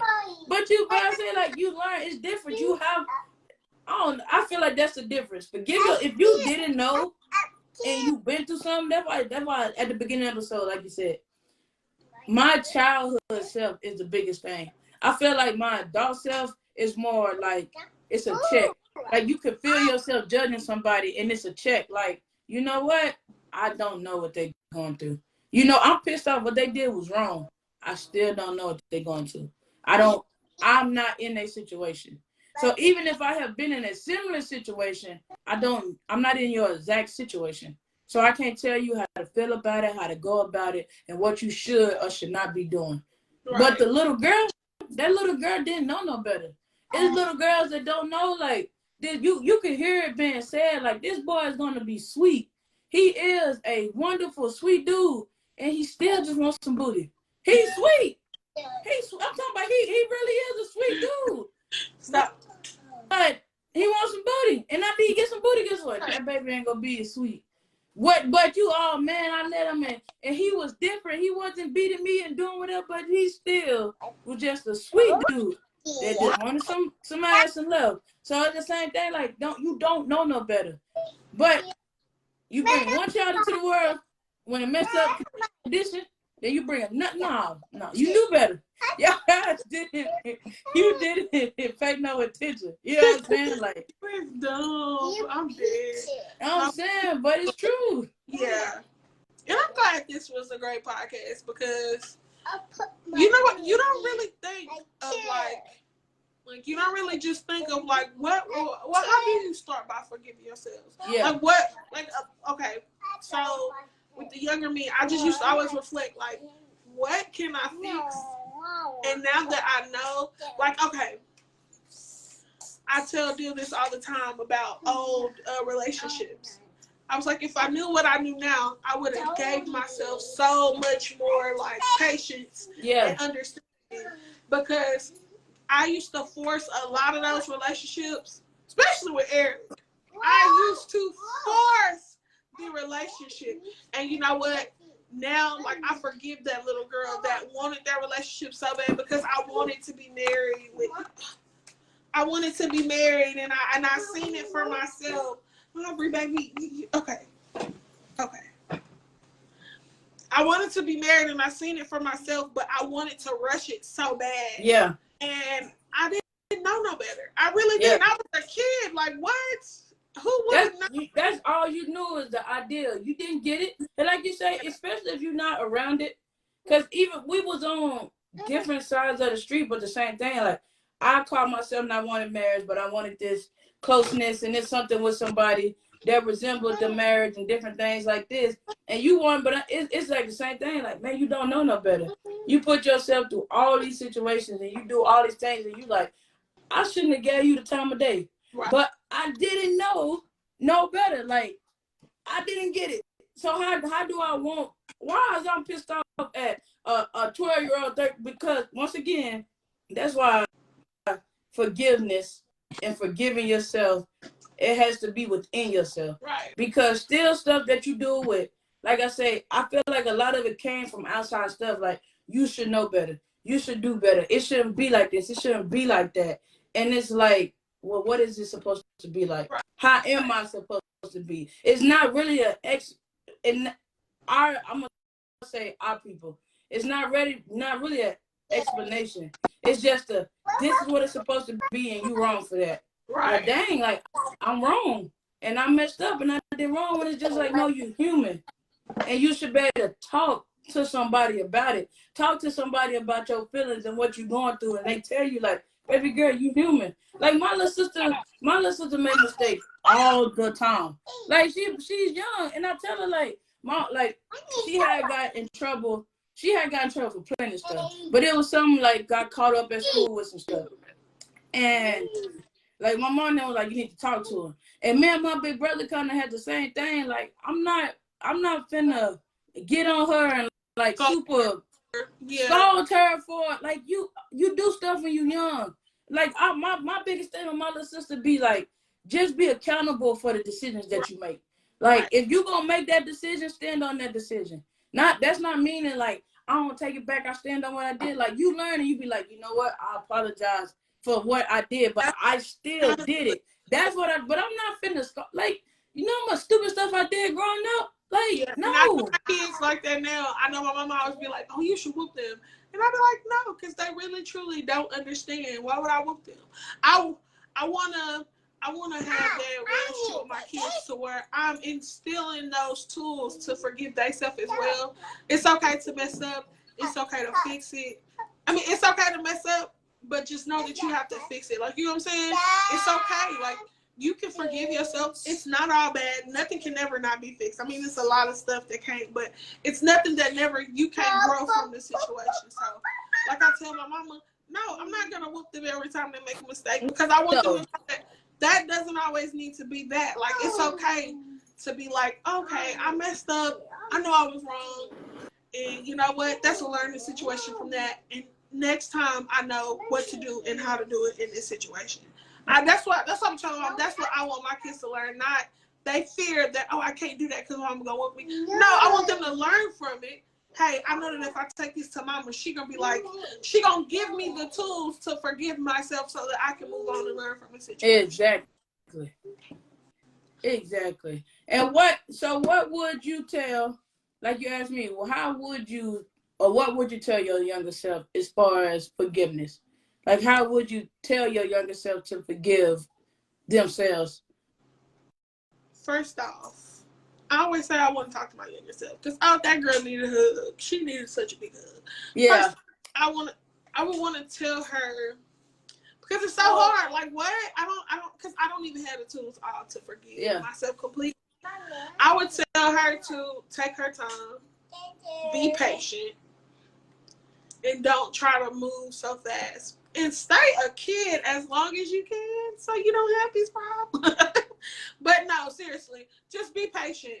Most of the time, like, it was a lot of things that I was impatient about. Yeah. And also, find out, why are you so ready to fight? Like, what's the fire behind that fight? Like, why are you so, like, headstrong and ready to, you know what I'm saying? Because true enough, like I tell people all the time, like, that's not me. That person that y'all met in high school, because everybody always go back to, oh, you're a fighter and I was scared to talk to you. Why? I'm friendly as fuck. I was not a fighter. People was fucking with me.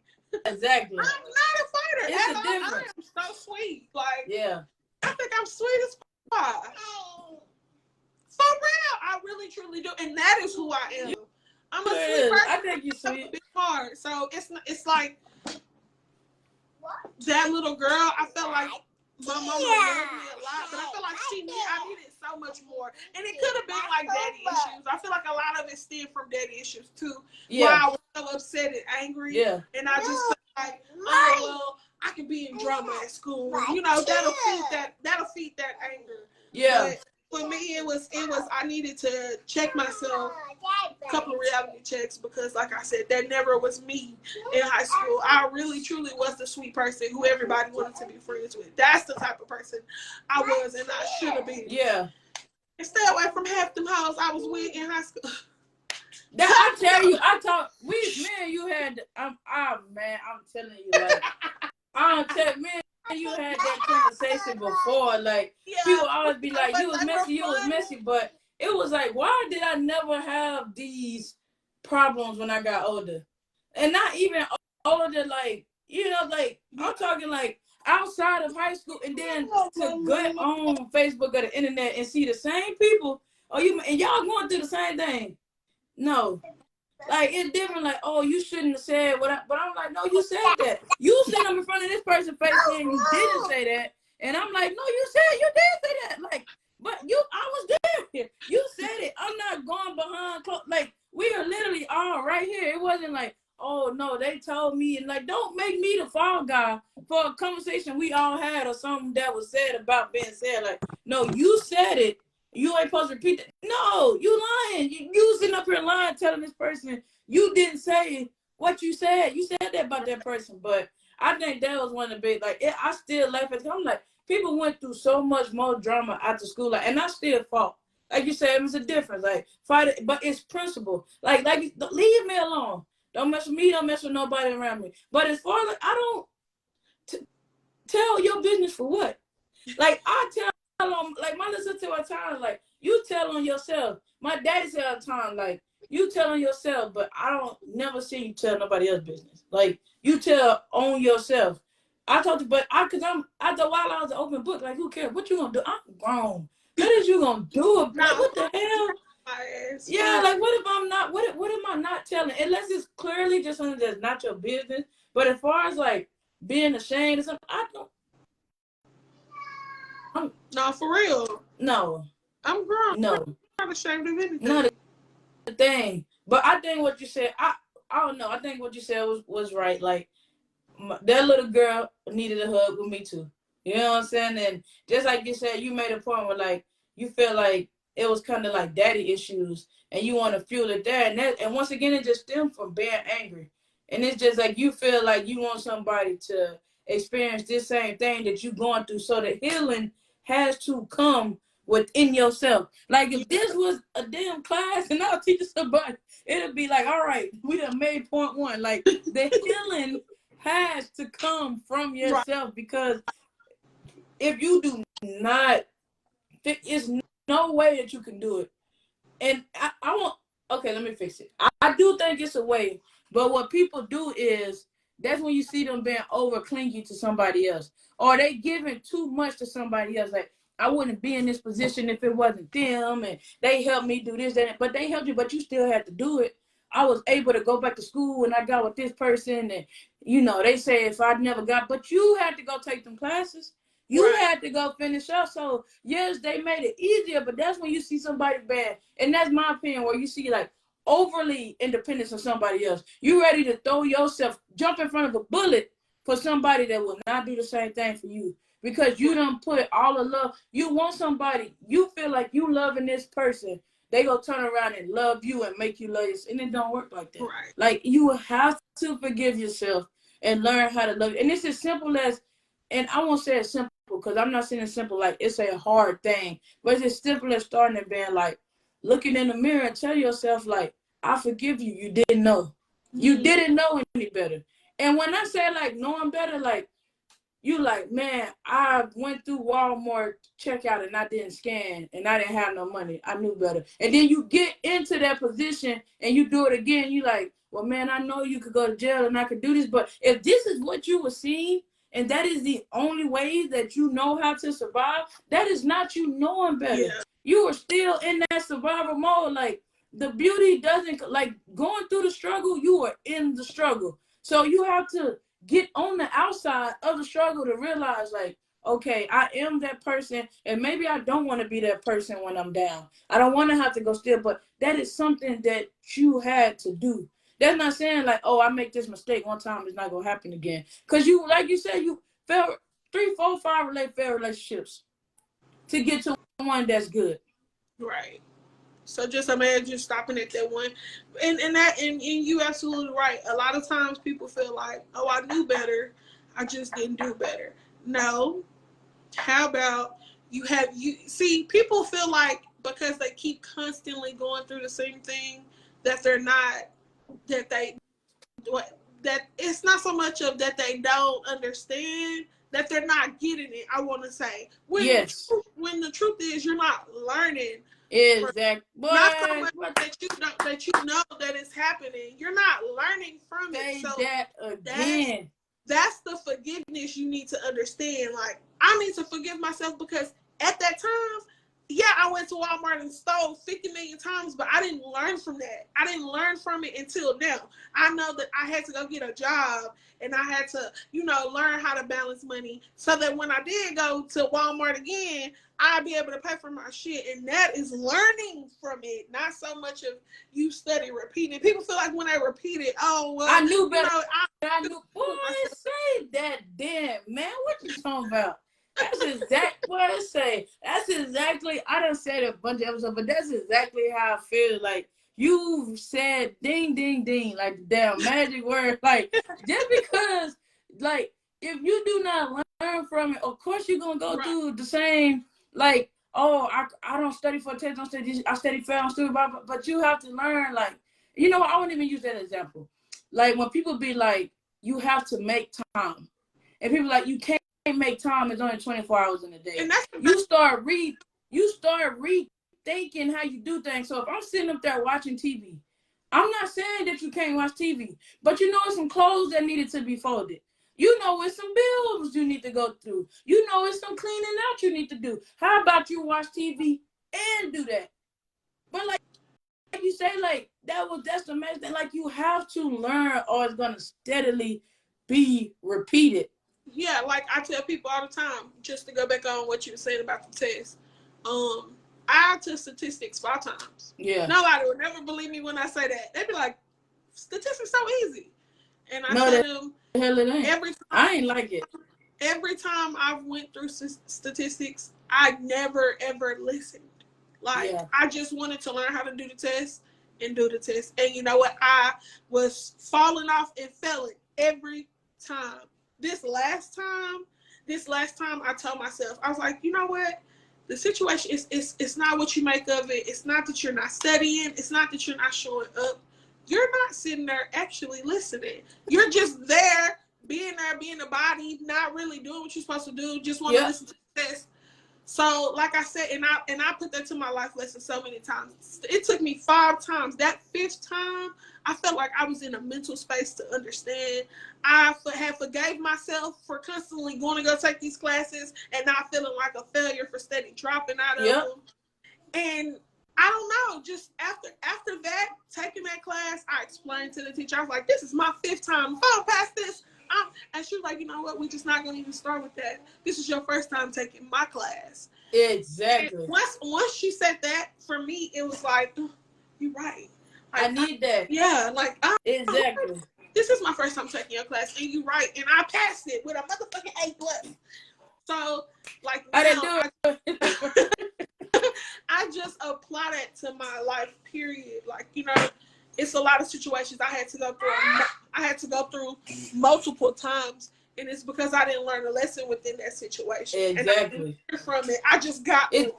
And people oh my goodness, man. So that's really now, like, that's what I want to tell my younger self as well. Like, it's a lot of things you're gonna repeat until you learn what you get it from that situation. Exactly. And so, like, that's for sure something that I feel like is a tool that we need to put in our mental health forgiving backpack. Yeah. Huh?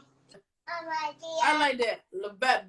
Backpack full of what you need. Like, you gonna go, you gonna go through the same. This number 2. Taking notes.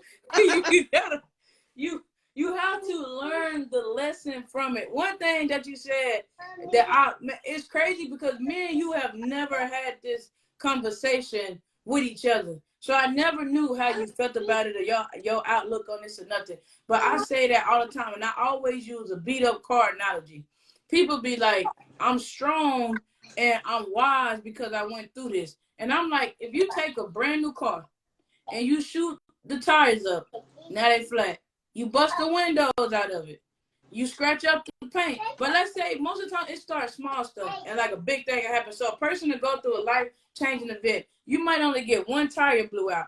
But if you never go back and change that tire, go get that tire fixed, your car is not strong because it took a bullet. Your tire is flat. So people be around here like, I've been through this and I've been through that and I've been through that, but you still treat people like shit. You have not been through that. You are still on that. You never went back to the repair shop or like your ass said, your mental health forgiveness backpack and fix those issues. Like you just so I know you've been through it because I can look at you and tell you've been through it. Like I can look at like, man, what happened to your car? You can take a beat up car and paint it, put some nice rims on it, and sell it. Be like, you can't get on the inside, you gotta buy it from the outside. And get on the inside, it's toe up. Because the outside looks decent. That's how it is. So much that has to be fixed. Just now, like, okay, the small window crack or the seats ripping on the car, does the car drive? Right. And that's how people be like, am I still going? I'm good. No, you're not. Right. You're not still good. Yes, and that's fixing within before you can even get to forgiving. And you know what? I feel like that's why people go through half the shit they do. They don't know how to do either one. Yeah. You don't know. If you don't know how to forgive yourself, you damn sure don't know how to forgive me. But you fighting demons. But you fighting demons. Everybody in the world fighting demons. For real, and it's just so crazy that just thinking about that, like people don't, and that's why people be so upset. They walk around with these chips on their shoulders. They haven't forgave themselves. How in the hell are you gonna forgive so and so who did something to you 10 years ago? You can't forgive your kid. That's one thing that always stands out to me. Like, and one thing I picked up just from my family in general going through life, like, you gonna treat anybody that does this type of thing, infraction or whatever, you gonna treat everybody the same way because they nick the same nerve. So you sit up there like, I never treat my kids like that. Let your kids make you feel like somebody off the street.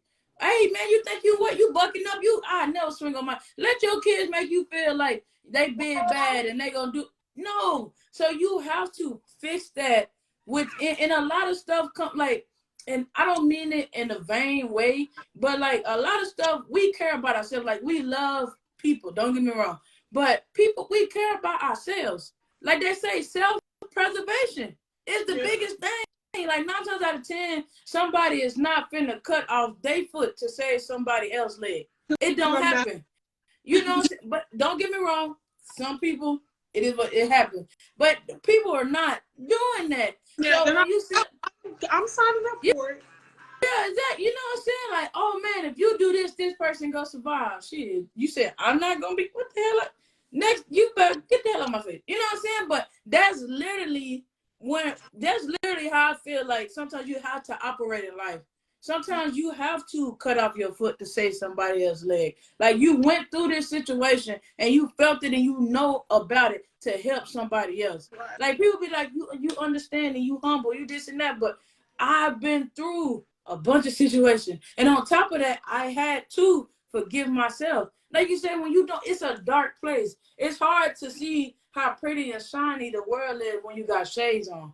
So it's like this situation is not that bad. That's why I say mindset. When I looked up that one definition for depression is like a mindset or like a dark mindset people can't get out of, and people be like, people joke about it. And I love saying I'm a mindset speaker. And the people joke like, oh, it's a mindset thing. But if you could tell people like, oh, I need it to be sunny outside to go do this, go do that. And you see people who live in jungles or like live in Alaska. Alaska is cold as hell. When I tell you it is easier for me to drive in Alaska in 6-7 inches of snow than it ever is to drive on the ice in Dallas. Like I'm like, cause they treat it best. So you sitting up there and you thinking like, oh, this person like this and they went through this and they like, and you just like, bro, no, like you don't get it. Like it happens. You can. people have to go to school in blizzards. It's places that where that's their natural environment. They learn to operate in it. But when it comes down to you, oh man, I can't do nothing. It's snowing outside. People laughing at our ass. Dallas shut down for 3 days because ice. Y'all don't know, y'all still don't know how to properly put no damn salt and sand on the. No, for real. Like, but once again, when you in this thing, you like, oh, it's a mindset, right? You can still do something, right? Yeah, like a lot of people do, sweetheart. Don't move out of Texas. Your feelings gonna be hurt. Don't move no one here up to the East Coast or up north. Your feelings, cause your ass gotta be at work. No, you gonna learn what snow tires and thick rubber boots and different little things are for, because people still operate stuff that makes you fail or feel like, oh, it's a mindset that makes you crumble. People is thriving in it because they know how to. Yeah. So yes, it is a mindset. You could be like, oh, people are just bad, and it's some bad people in the world. It's some great people in the world too. And if it was no bad people in the world, you would not be able to appreciate the good people. Oh man, in the world is coming to. I don't look at it like that. All this chaos is gonna bring out the next generation of goodness. Sometimes it has to, because once again, like you said earlier, you don't learn that lesson, so you keep repeating. We have, how many school shootings are gonna have to happen? How many little kids are gonna have to die and be killed by gun violence before you realize that, hey, you need to take a mental health assessment before you're able to buy a gun? Right. But it's something that has to happen so that we could get to the point to where there's a mental health test before you. You know what I'm saying? So that's why I said, like, all the stuff that I've been through, all the stuff that I went through, all the situations that I was like so hard on myself. I be so thankful because, like I said, this great woman has came out on the side of that. And here I am, going through all these things, and I can tell people and I can, show people what you can do to navigate through these things. Like, it's not hard to come out on the light. That's why I'm trying to tell people, when I talk to anybody that's going through depression, there's no light now, and you probably won't see it for a couple of days. But there is such a beautiful light on the opposite side of depression once you weather the storm. Exactly. And you cannot weather the storm until you learn from what's putting you in this position. And that's why I'm always back to telling people, forgive yourself for not knowing what's even, like, it's okay not knowing that you don't know. Depressing state. Like, exactly. Everybody's never gonna have an answer. It's never, but if you learn from that experience, that's all that really truly matters. Yes. And once you learn, you can go tell other people and show them how to learn from their situations. So it's just like with me, I'm so thankful for going through everything that I did go through, because I don't feel like I would be this person here talking. Same, and like it's the same thing. And like one thing that you said, weather the storm. I was flying on airplanes for 4.5 years, and not like but you don't realize. So let me correct it. I was on private jets for 4.5 years, and like that, but the listeners, right? You my first time or whatever. A regular plane could only fly so high. So when we were able to fly, of course, if it's lightning, whatever, right? It was times that travel would be stalled and canceled, and we taking off. And what I learned, the beauty of the rain is in the cloud. When you're on the ground, it's like the rain is in the sky. Overthinking, understanding, because you know better. Like, clouds produces rain. Right. So you like the storm that you're going through is in this situation. Right. But like it's above. Once we get above the cloud, the sun is out. Man, when I tell you it's beautiful, and now that I'm on the airplane, all I see is blue freaking skies, more cloud, and there's no rain. And when I tell you, like, every time, I would tear up every time, and I'll be like, thank you, Helen, because it's beautiful to just realize, like, something as small as that. Because stuff get lost in translation, it never felt, it could be so gloomy and sad looking on the ground. When I tell you, we take off in that plane and I see the sun, and you just like, man, like, it's so hard for me to, now that that's my mindset, it is so hard for me to see anything else. Because, like, I know the storm is in this situation. Right. I know life is not bad. I know that this freaking cloud is producing this storm. But above this, the sun is out. That's why I say, like, the sun shines every day. You might not see it every day, but the sun comes out every freaking day.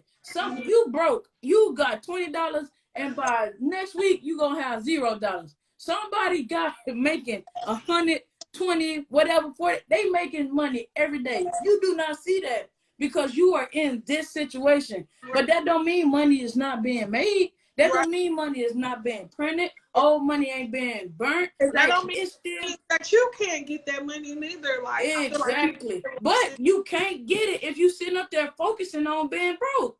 Yeah. Whatever situation made it to where you at right now, my mama used my social security card now. Sue her ass for identity theft. Nah, for real. That's what it is. Like, we laugh and make like, but it's true. Like that. Yeah. Sue her ass for identity theft. Do you know? I'm gonna do her like that. You could get a new social security number. First off, you could pause that social security number. So if they still, and you could get a new one for that reason. Cause we laugh, we sit there and be like, dang man, yeah man, that's normal, it's normal. But we don't know how to fix it. You can fix it. Do you realize? I don't care. It wasn't nothing that crucial. Unless, like, I be wanting to open up a credit card with my little sister's name. Of course, I gotta ask her mama, but I be wanting to put her on one of my credit cards. She would never touch that card. But by the time my little sister is 18, she should have a 7, if not 800 credit score. Just because her name was attached to this card. I would never give no 13-year-old a $9,000 limit. One of my cards, I would never. Even if I put on my $25,000 card, you would never have the card. That card is getting sent to my house and cut up. But I understand how credit works. The card. You would never get that card. You would never get that card. But all I'm saying is, just like that, like, look, they did this, you started, it's ways around it. But if you get fixated on, dang, this happened to me when I was younger and my people and them didn't, then you just stuck there and you don't realize, like, shit, I could fix this. Right. This could be fixed. It's a simple fix. And but that's it ain't simple. What you say? And that's again back to people don't know how. You don't, but you don't get it. This is what they was taught, and you be looking for the answers to people. And you know what was so messed up? That's a big part of forgiveness. You be wanting to look for the answers for people to, like you say, know the answers of the people that hurt you. People do the wrong, and you like, how could you dare do me like that? And you don't even know how to fix it.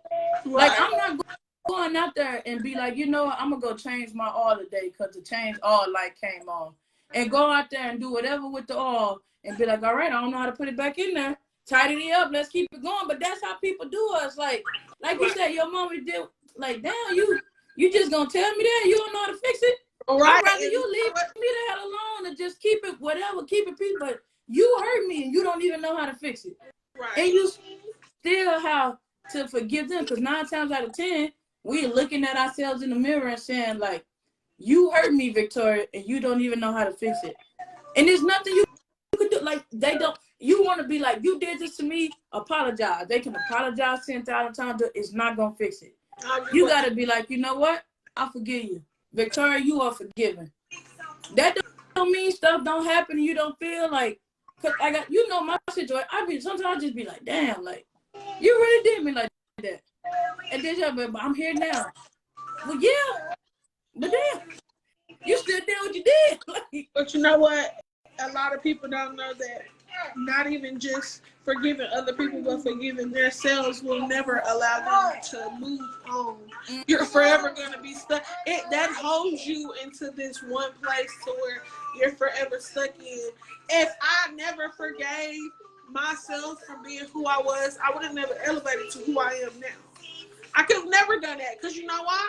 I'm always stuck on why I did or acted the way I did back in 2000 and such and such. And then you mad because everybody else ain't stuck with you. Well, you was there too, bitch. I left. You did that with me. Yeah, I did. I'm not doing that. You shouldn't either, sweetie. But if you want to, that's your business. But I'm not doing that no more. Right. That was a good point. That was a good point. You just stuck. Like, then I don't want to spin back through North Dallas and see the same people. They gonna be there, but they like, oh, I'm running it. No, you not. You just there. Ain't nobody else there. You the everybody that you stuck. You still here. That's not a play. I don't want to go to Pleasant Grove and be like, dang man, you still on this? You stuck. You stuck. No, people don't know. People don't notice how stuck they are.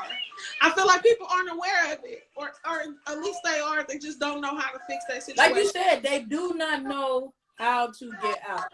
Yeah, they do not know, and sometimes, and like I said, I use the car because I feel like it's an easy illustration. Sometimes it's as simple as get out of the car and go look. Yeah. Instead of just being like it stopped or I heard something. Like if the tire pop on the outside, you ain't fixing it from the inside. Nicer cars and stuff like that, they got like, it's some new technology. I done had some cold rental cars, like, and it's like, it depends on what happened to the tire, and a tire could be flat, but it might just like, you know, like you can have low air pressure because the heat and whatever changes. They got cars that you can put the air pressure back in there because there's no nail or nothing in there. But once again, go back before we go off topic, right? I'm just saying, like, you can't fucking fix that tire from the outside. So people be sitting in there. I mean, you can't fix an outside issue from the inside. And just like with us, healing and loving yourself, you cannot fix an outside.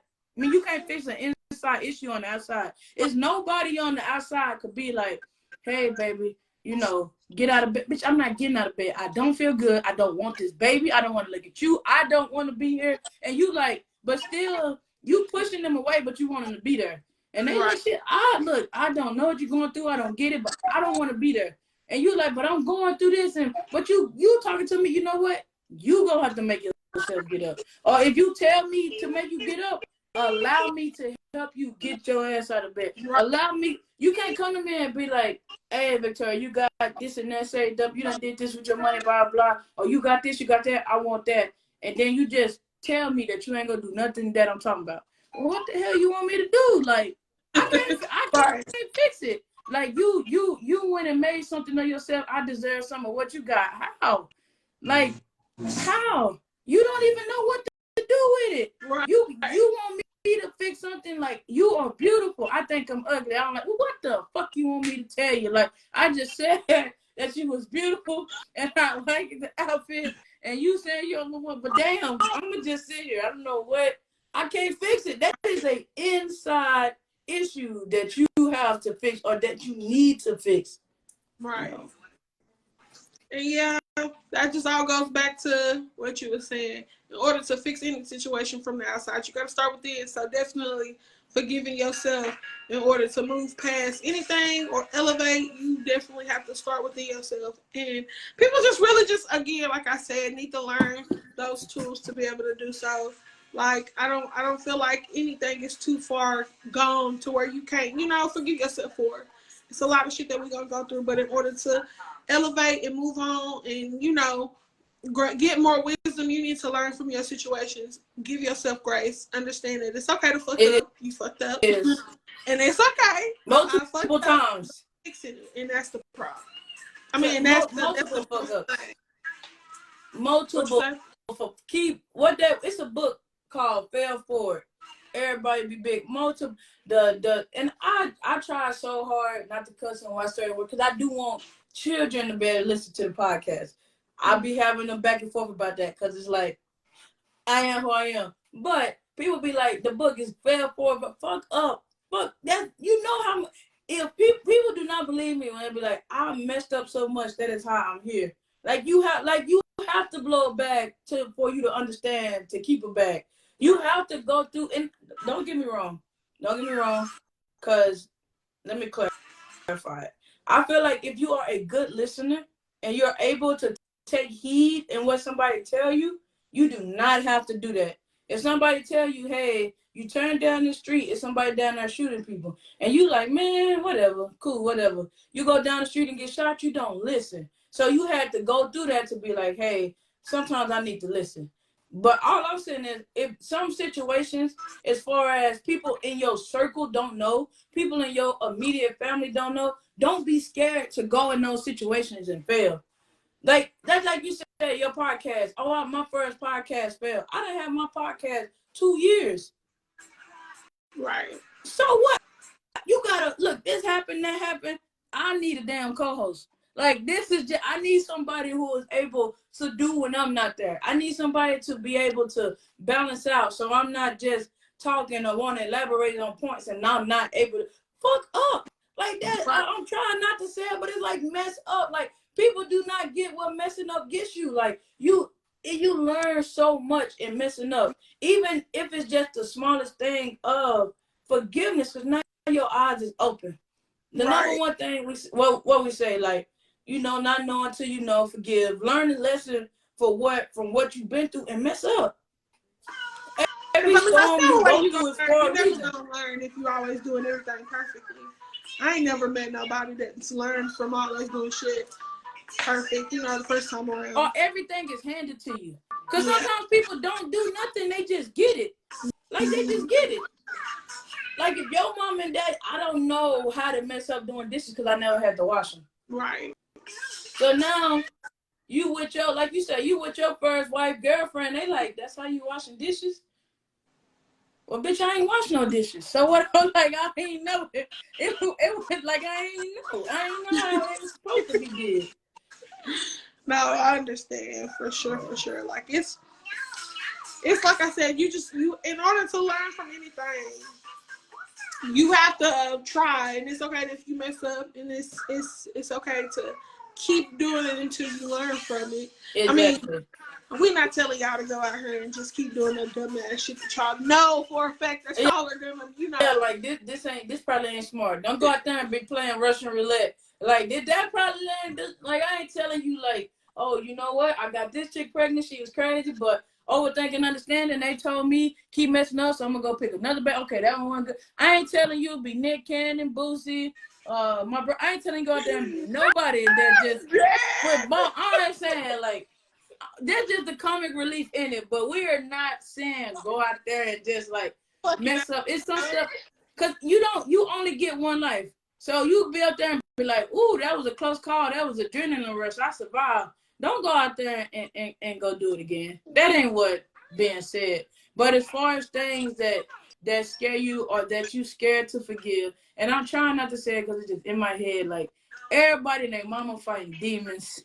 And y'all can't forget yourselves. Like, go forget yourself. How about you That's the demons that they fight. How about you get out of the ring with the demons and you go post up in that mirror and forgive yourself? Like, how about you go do that? Like, how about you go post up in that mirror and be like, I forgive this you. Fight with the demons. Oh my God. Yeah, like, and that's why I say, like, once again, we done said it. It's a two-sided coin. It's different. You keep going through the situation, especially, and I always think about people who do bring children into the world, and I'd be like, dang, how you knew you was bad with money before you brought kids in, and now you have a child that has to suffer with the decisions that you have made. Get your shit together. But once again, it's grace because it's like, maybe you don't know better. Maybe you just don't get it. Maybe you feel like you went through that and you made it okay, so it's okay. Your child will survive. Like this one situation, I was like, and I think she out here. I be getting so upset because I love her dearly, but I just feel like she makes the wrong decisions when it comes to me. Yeah. And at first, I was really upset with her. Like, this was recent. Very upset. I was like, you know what? I'm done talking to her. And then I was laying in bed and I'm listening to them on the game and they're talking about their sisters having, multiple baby daddies. And it just dawned on me, like, who am I to, like, tell this girl she that she studied picking the wrong people. What if she don't know how to pick the right people? Like, that's me just, judging her because I got the tools. Like, you know what I'm saying? Yeah. I understood. I knew what to go out and do. I knew not to make nothing permanent with nobody until I knew that they were permanent with me. So exactly. It was like, but it took me time to learn that as well. But it's not gonna always take everybody the same amount of time as it took me. You know what I'm saying? It might take somebody a little bit longer. But that was me just being like, I also need to learn how to forgive myself because I did some fucked up shit. Like, I went through with some fucked up ass dudes. They weren't always as good. And it was a lot of relationships I should have never even been. I should have never been nobody. Man, yes. So it was like, so just with that situation, I ain't told her I forgave her. Yeah. Yet, but I definitely did. Like, I forgave her as my friend. Like, I'm forgiving her as a person. Just, giving her grace as well. Like, I understand. So everybody don't have the best situation. So, you just working with the tools that you know how to work with. But again, like I said, that's me just being an asshole. I need to learn to do better. But like you said, I think that it's just like anything, your kids, your mother, father, best friends, it kind of get blinders put on because you want better for people. That's one thing, like, my lady teaches me. Like, she goes through stuff and she always tells me, like, what you learn and how you learn and how you grasp it and the way that you taught yourself to grasp these lessons. It's just like if lessons was coming down on the rope and some people learned, like, oh, if I take this piece of whatever and go up on it, everything that's on there will be stuck on here. Like, I could catch it all. And then you got some people that's going to be trying to catch it in their hand. You got some people that's going to be like, I'm going to wait till they come to the bottom, fall off this rope, and I'm going to get it collected all in this bucket. Like you said, everybody learns and brain processes how to do stuff different. So we get mad at our friends. Even, like, I catch myself all the time because, especially with my family, it be like, man, you told me I was ungrateful for some of the decisions that I made or that you made with money. Like, oh, I don't like these fucking shoes. Like I said all the time, I don't want these shoes. I ain't like them. I don't like these clothes. I like what these people got on, this, that, and the third. And it's like, I was ungrateful. But truthfully, you couldn't afford it. So then now when you grow up and I have a certain type of whatever and I'm able to do something, and you're like, damn, the same people who told you that you were ungrateful are hella ungrateful. And they do not get it. Like, you were just telling me I'm ungrateful to make yourself feel better or make you feel good about the situation that we have been placed in. So I think what you said is true. It's just like, man, like, I don't think that it's like they don't know and they don't get it, but it's like we get blinders on because you forget, like, everybody learns lessons at a different pace. Everybody get it at a different time. It's not just, oh, well, I went through that situation 6 times. Like, my account had to get hacked 3 times. No, I take that back. With USAA, my account had to get hacked 6 times. 6 times. In order for me to change banks. But I was just like, they were like, oh, stop swiping your card at gas station pumps on the outside, go inside. And it was small stuff. Before I ever had Apple products in it, it would be like $1 coming out. I remember I got so used to it. I had went to swipe my card to get some Church's chicken and it declined. And I'm like, I know I got some money in there. Somebody had bought their kids like some robot. It was something stupid. And it's like years ago. And I called the lady and was like, look, I'm going to transfer some money from my savings to my checking so I can buy this chicken. Don't cancel the card until I get this chicken. Because I was so used to it. And I just had to learn, like, okay, keep money on your person. Keep at least this much money on you. And get different banks. So now, I got money everywhere. I got some money here. I got some money there. I got some money there. I got some money in here. Because I know, like, I've been in a situation without it. And don't get me wrong, like, my daddy had to sit me down because people would be like, oh, my car messing up. Can you send me some money? And I'd be like, how many times your damn car? My dad is like, people say their car messed up just to get money. Because in my mind, like I say, me learning from it, I'm like, my car messed up. I wasn't asking nobody for nothing because I know I got some money coming. I just got to wait on the 3 days for this car to get here because, USAA is a online bank. It's no actual USA. I have never seen a USA in person. Like, they are online. But it was just like, okay, like, no, your card ain't messing up. You trying to get money from motherfucker. Like, you broke and you need some money. But it took me that long, 6 times. I'm talking about, I always tell people, they swiped $279 for some European porn. I live in the United. I was hot. I'm like, the United porn Not is you. free. What am I paying $279 for some European porn for? Like, and it just said adult video, and that was 200. So you telling me I spent $279 On some porn. on some porn when it's I free? didn't even get to watch. But I was hot, but I had to learn. Like, you know what? Be smarter. So now it's only a certain amount of money be in my checking. My checking and my savings is not linked. These little accounts are not linked. I don't care if 1 cent comes out of my account. I get an alert to my phone. But you don't know until you know it. Even my people know, like, I don't want to just say people in general. Sometimes you don't even have that much money on you to be even getting hacked. Then you had 200 something, now you had what in the bank? Before Christmas, I lost my card. Somebody swiped for $255. I had just pulled out $300 in cash. But it was a blessing. It was Navy Federal, so I could go into a Navy Federal and get a new card. But it's just like, you learn. And I was like, man, I got cash on me anyway. Freeze that freaking card. I'll go get a new one. It'll be okay. But you don't know until you know. You don't get it until you go through it. But like, you have to learn from it. It's different where you steady going through the same thing and you get mad at.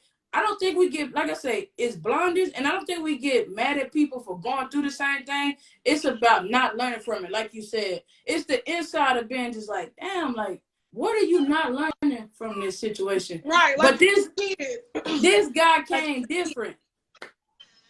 Like when a kid go and touch a hot stove, you know they're not going back to touch it no more because it's hot. But if you see them go back and do it and you get so upset, like, why the fuck would you go touch that stuff? You knew it was hot. You felt it from the first time, you know? So it's just like, within that, like, I be doing it with my kids. Like, I be like, well, y'all have to forgive mommy. Mommy had a bad day, yes. And I'm just mean to y'all. You know what I'm saying? Yeah. It's just like, I be having to catch myself. Like, I know that I know that people, period, are going to make mistakes, and I'm okay with that. And I know that everybody's not going to move on my time. I'm okay with that as well. As long as you do it on your time and you learn from it, that's really what I want to see. That's really something that, you know, I wish for all my friends and family is that any situation that they go through, they learn from it. And I know it's going to take people 2 or 3 tries. Like my brother, I feel like it'd be taking him 2 or 3 tries to get through anything. You know, he's a little slower than usual. Hey, but still, when he does learn from it, you know what I'm saying? You get it. I get it, and I definitely tell him, like, I understand it took you a little longer, but you got it. You got it. And that's just like we talking about the forgiveness and anything that comes with yourself. Don't put a timeline on it. That's like you said, like, I would tell her not to be so quick to go and be grown. Like, that's me. Like, that's something else I would tell my younger self. Like, don't put a timeline on it. Like, you want to have it figured out, and you want to have all these tools for you to be this wonderful person, but you don't understand you have not even been in the situation to go and even have these tools to go do that. Like, those tools happen at this stage in your life. Once you go through this. And my daddy always told us, like, you learn a lot of lessons at home. And I'm a firm believer in it. I do think it's a lot of lessons learned at home. But it's a lot of stuff. I feel like the fundamentals of the lessons is learned. Like, it's a certain way that you should talk to people. Everybody's not going to like you. You're not going to get along with everybody. Every day is not going to be good. Like, those are the fundamentals. Knowing the fundamentals is great. So when you go out into the real world, you have to deal with people that is not your family. You get how to do it. That's not knowing everything that you need to know. Oh, I knew better than that. I knew that. First thing somebody said, man, you knew that. Man, he went over there and got hurt, or she went over there and did this because of this. Like, they knew better. They don't. Like, they don't. You taught somebody the fundamentals of protect yourself at all times and watch your back. You don't know. You could tell somebody like it could be your closest friends, but you don't know his closest friends. It's just like, oh, you can get sick from going to do this. Now viruses can be trans. People don't know. Them damn doctors didn't know how people was getting COVID. Right. They didn't know how they was getting COVID. They didn't know how to fix it. You just sick. So it's like that. Like just because you tell somebody like you should wash your hands and now you should be at the house in the plastic bag zipped up because I don't even know what the hell I'm supposed to be doing to do nothing. It's just like that. Like you do not know about nothing until you get it. If you give yourself a time limit, then that just gonna make it where you're like, damn, I don't forgive myself, and I'm supposed to be knowing better right now. At 18, I'm supposed to know I'm grown. At 18, you are at a legal age to do a lot of stuff. You are not grown. I was just about to say that because it's a lot of stuff I was not grown.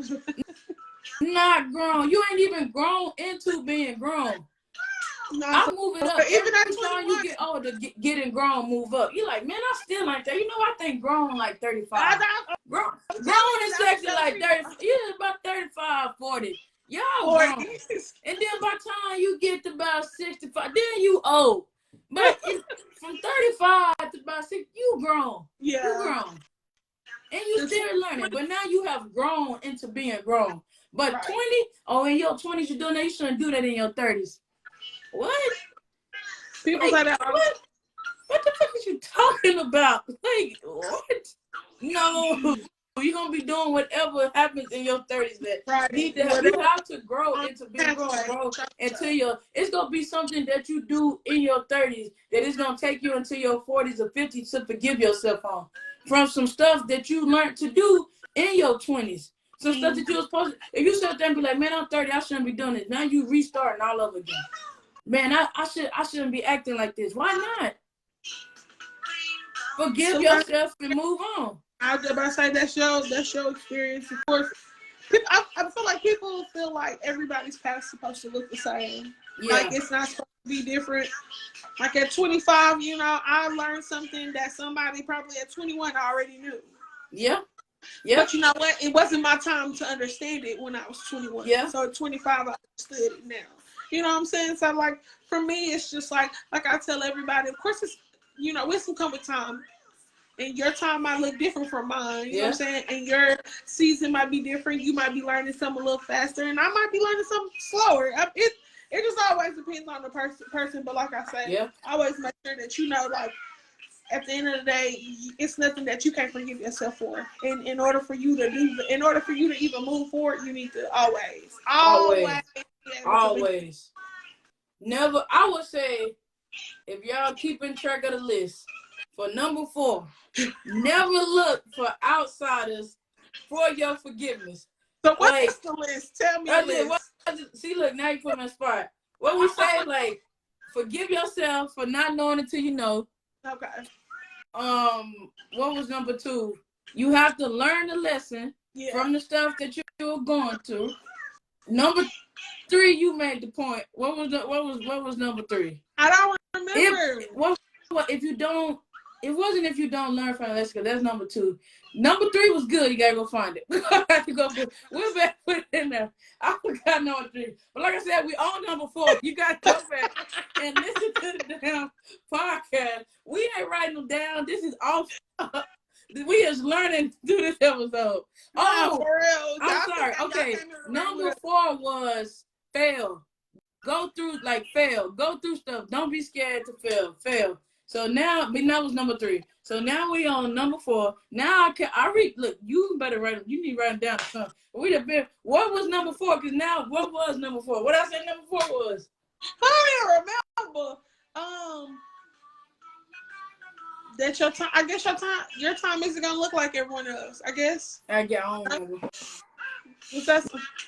Y'all remember what number 4 is when I said it, so you'll go back and listen to it. Because that's number 4. So okay. But I feel like that's a great tool. Yeah. I really do.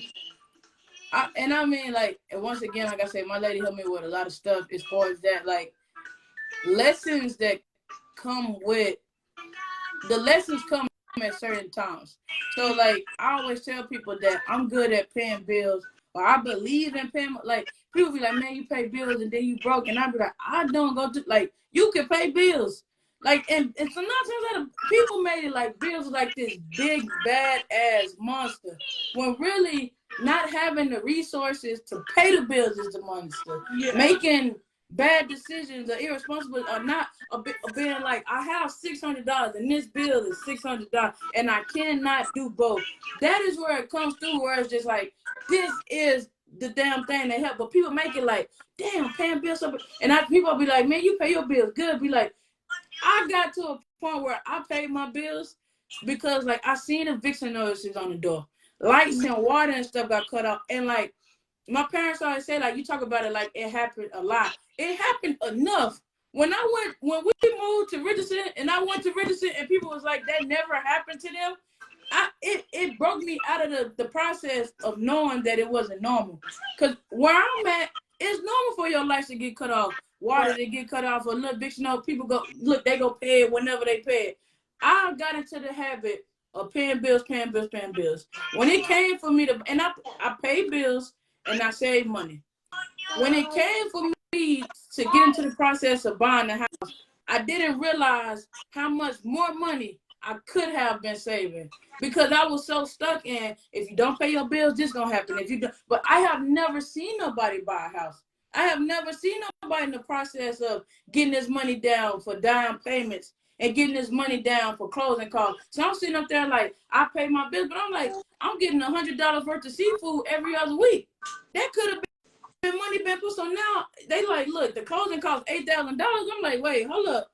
Like at once you want that? That's just you want what? That's none of that's going towards no mortgage or nothing. That's, you want, yeah. Well, you need this if you do this when it's 10,000. You need like 10 grand. Like I just give that to you for basically nothing. You talking about fees and everything else, and then my mortgage payment on the first is still gonna be something different. And so I was beating myself up. Like when I started looking at those breakdowns and we having to get into these contracts, I started saving money quick. And we got up to like $13,000 in the span of 3 or 4 months. No exaggeration. 13 billion, like the three, like, and I was beating myself up because I was like, damn, you could have been saving this much money. Like, if you just did, you know how much money you could, what the, like, what was, but you did not know. You did not, I didn't know until I knew it. I felt like I was doing good. I paid my bills, I paid my tithes, I saved money. Whatever else I do with my money, what I do. And then I'm like, damn, man, like 13 billion. What? I need 13 billion about right. But I'm telling you, like, but it could be done, but you do not know until you know. So when I tell you, like, I was beating myself up about it, like, cause everybody knew I was gonna go on a self date. I love me. I'm spending I was spending at one time. I spent like $300 on King crab legs at a Costco, and I'm just looking back like I could have put. I was driving Uber. And don't get me wrong. In the span of not putting up, like I helped my family. It was a certain number I didn't allow to get past. Like let's say $500. Like I don't like my account to get past $500. I don't like savings account to get past $2,000 to $3,000. In separate accounts, I need them to look identical, but in different banks, right? So once I get that, it was kind of like, okay, I got a, it's like a certified fund where like it pays me out every year on my birthday. I put money into that every month, and then 3 days before my birthday, it pays me out, and that is my birthday money that I use to go have fun with. Cool. I was doing all that. I thought I was good. And then I saved that money up so quick, and I was just like, and even my lady, because I didn't save it up by myself, and it was just like, no one's money we've been wasting. Before we started saving for our house, my lady didn't even have no savings. There was no savings to be had, and I'm like beating myself up, and I'm like, and even something like, I feel like, once again, overthinking, understanding, right? Mm-hmm. We get caught up on like the big stuff that happen. You don't even realize the small stuff that you hold, that you don't forgive yourself, that you didn't know about. Like your damn chicken is nasty. You didn't know how to season it. You didn't know that salt and pepper weren't supposed to mix like that. You didn't know what seasoning was. You didn't know that Lawry's or whatever all-purpose seasoning is salty. It'd be like people take it and make it big. Like, oh, you got it. Like we talking about postpartum and like money and any big shit. Child's getting molested, stuff like that. That's big situation. It's small stuff on the daily that we don't know to forgive ourselves for. That we don't understand. Like somebody can make a comment about your food being nasty a year ago, and you like, damn, my food was. You did not know how to cook. What the fuck is you tripping about? Like you didn't know how to cook. It is okay to not know how to cook. You sit up there and somebody like, I'm being serious though. Like you sit up there and somebody like, oh, your sex was bad. You didn't know what you was doing. Yeah. What is you being your? Come sleep with me now. That's what you tell them. Like, look, I done got some practice. I done learned some things. Got tricks up my sleeve. I know what I'm doing now. A little bit about what I'm, but people take it so big, and it's the small steps. It's like, I need to forgive my mom for not taking care of me. No, slow down. Slow You down. need to forget you being so upset with your mama for not taking care of you, because maybe she really truly did not know how to do that. Yeah, but She was learning that she went. that is something huge. Yeah. Your mama, that is something that shaped you forever. How about you like the way that you dress now? And yeah, your ass didn't know how to dress. Not to what nobody else other opinion, but you felt like you didn't know how to dress. You like, I like this style now. Don't be looking at old pictures like, ugh. I said to myself all the time, like, what was I doing? Like, I felt like back in high school, I don't know what the fuck was I doing with the way What we I could afford? Shit. Yes. What the fuck we could But afford? now that I can afford it, Yeah. I can, be a little bit more open in what I wear. You know what I'm saying? Like I feel like I was a little bit consumed and like nothing I really want. But now I'm more open and I'm more prone to different colors and I look good in it. I didn't know that. Yeah. But that was me not understanding how pretty and how cute I looked in those colors back then, and now I know now. So I understand what you're saying. I'll tell you, I remember I've been dark my whole life. You black, you black, you black. Soon as I embrace being dark, you ain't even that black. You ain't like what the fuck? Wait, what? Like you black being black? Oh, you ain't even you ain't you well, really not. Like you dark, but you ain't got the smooth chocolate. Like bruh, like but soon look, I wear bright. You went to Minnesota. I wear bright color. When they say dark, you ain't supposed to. Bright colors. I'm now latest. I'm bright as hell. You can't tell me what I can't wear. If I like this color, it don't fit my tone. Okay, I'll go to school and all pink tomorrow. I might have on highlighter green and navy. Like, no, I want to wear these clothes. But you sit back and you learn. Like, you look at people like, man, I went to that situation. Like, I didn't know any better. Right. You mad? Not mad. You beating yourself up about a way that you treated somebody. You didn't know no better way to treat them. Right. Just like I said with the money and saving and doing whatever, like you thought you treated that girl better because you treated them better than what you went through. But you didn't know. It be the smallest stuff like decorating your house. Man, my first apartment didn't even have nothing in there. And man, my furniture, like, bro, okay, now you know what you're doing now. You didn't know you were on Pinterest and you could copy everything on there. You ain't know. So forgive yourself. Man, my baby hairs look great. Can you do them now? That's all that matters. Can you do them now? Yeah. My makeup was ugly. Can you do the shit now? Forgive yourself and move on. People be so hard on themselves. And I really don't feel like people be so hard on themselves because of them. Yeah. Just so much of the outside world hate towards it. And they be feeling like they need to change that. But for me, like I said, just growing up and seeing the growth, everybody used to go, oh, you need to slow down, or you're gonna be like this when you get out there. And now it was like I still block those people out because I needed to go through what I went through to appreciate where I came from and where I'm at now. And even though I still have so much more to improve on, like I said, I'm not that person who I was 5 years ago. And that's all that matters.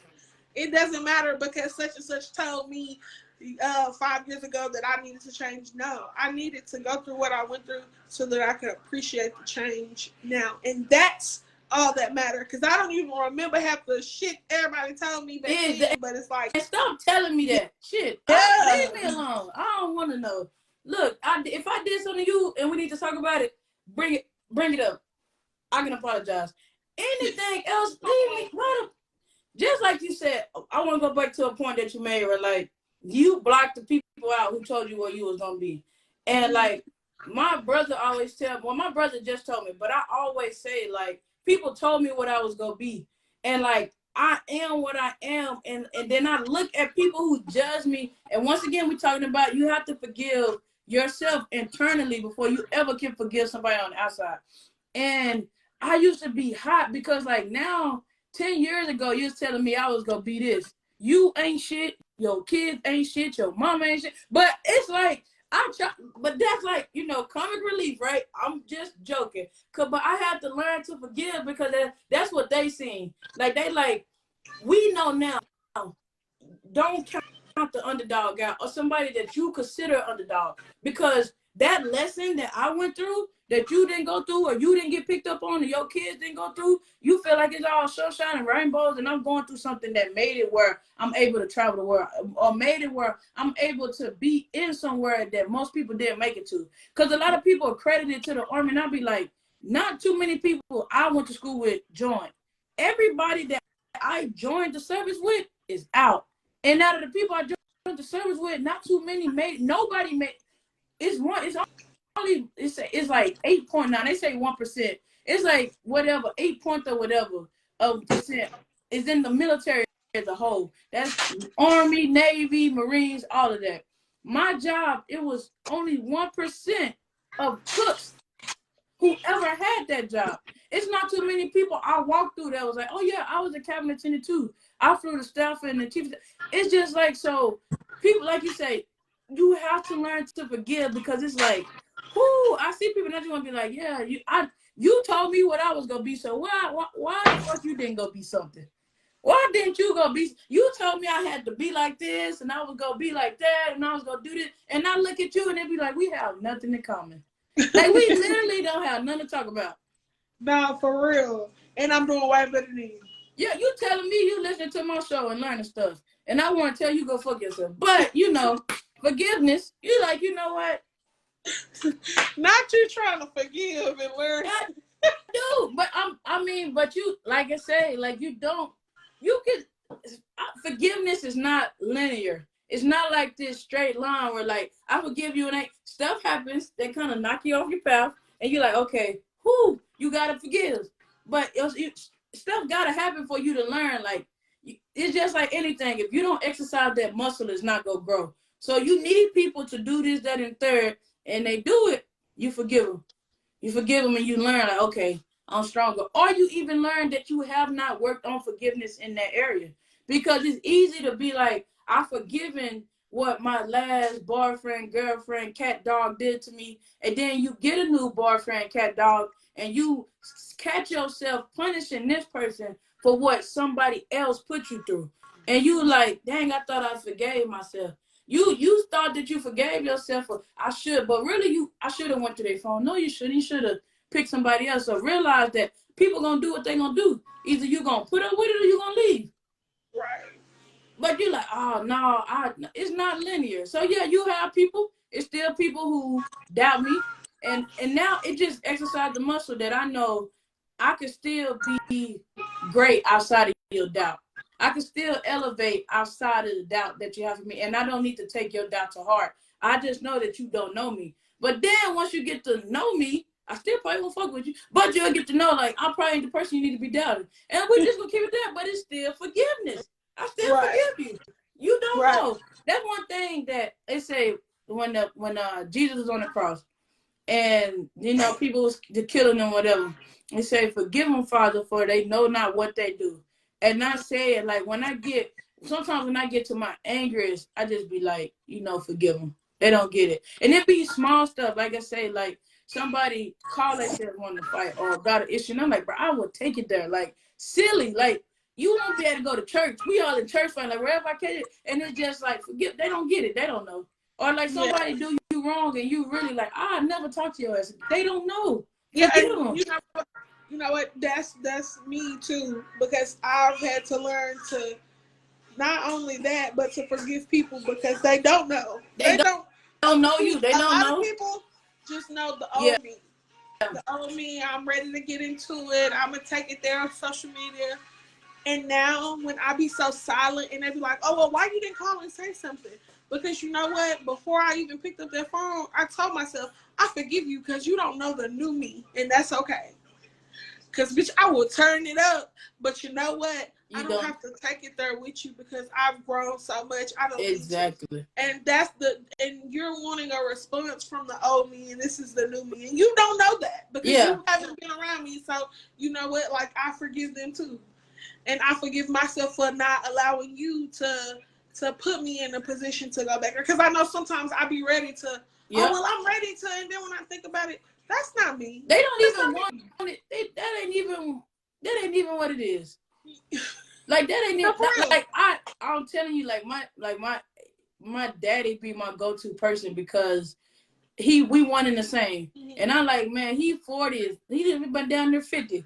And he still be kind of hot-headed as I am, but he just blowing off steam. So now when I want to call and vent and I'm going to do this, do that, you blow it off steam. Even with my big brother, he had to learn, like, he feel like if you give it any type of attention, like venting or anything, then that person has a hold on you. And it's like, I'm just venting. Because if I really wanted to do something, it'll be no talking about it. I'm just getting it out because, yes, like you say, the old me, like I said, it's still a part of you. So a characteristic, a flaw in me still does want to do something. But I know it's better than that. I'm better than that. That is not what I have now. So I do not have to go do anything.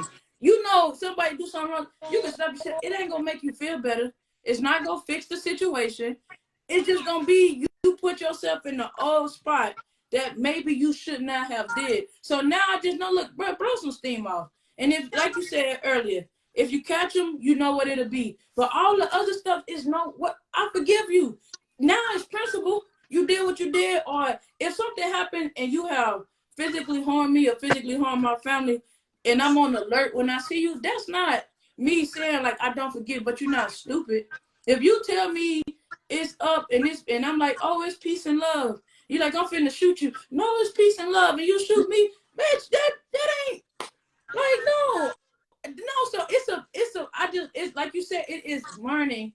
Look, I forgive you. I forgive myself because wanting to do something, but it's a battle of I know that it's better. This situation can be better, and I can walk away. And in a minute, I'ma still be pissed off. And every time I catch you, I want to do something, and you gonna be done with it. You do this every week. I got to somebody. I tell you, the situation talk crazy to my mom. I go on their page every week. They talking crazy to somebody. Like you used to this. You don't even know who you done got into it with.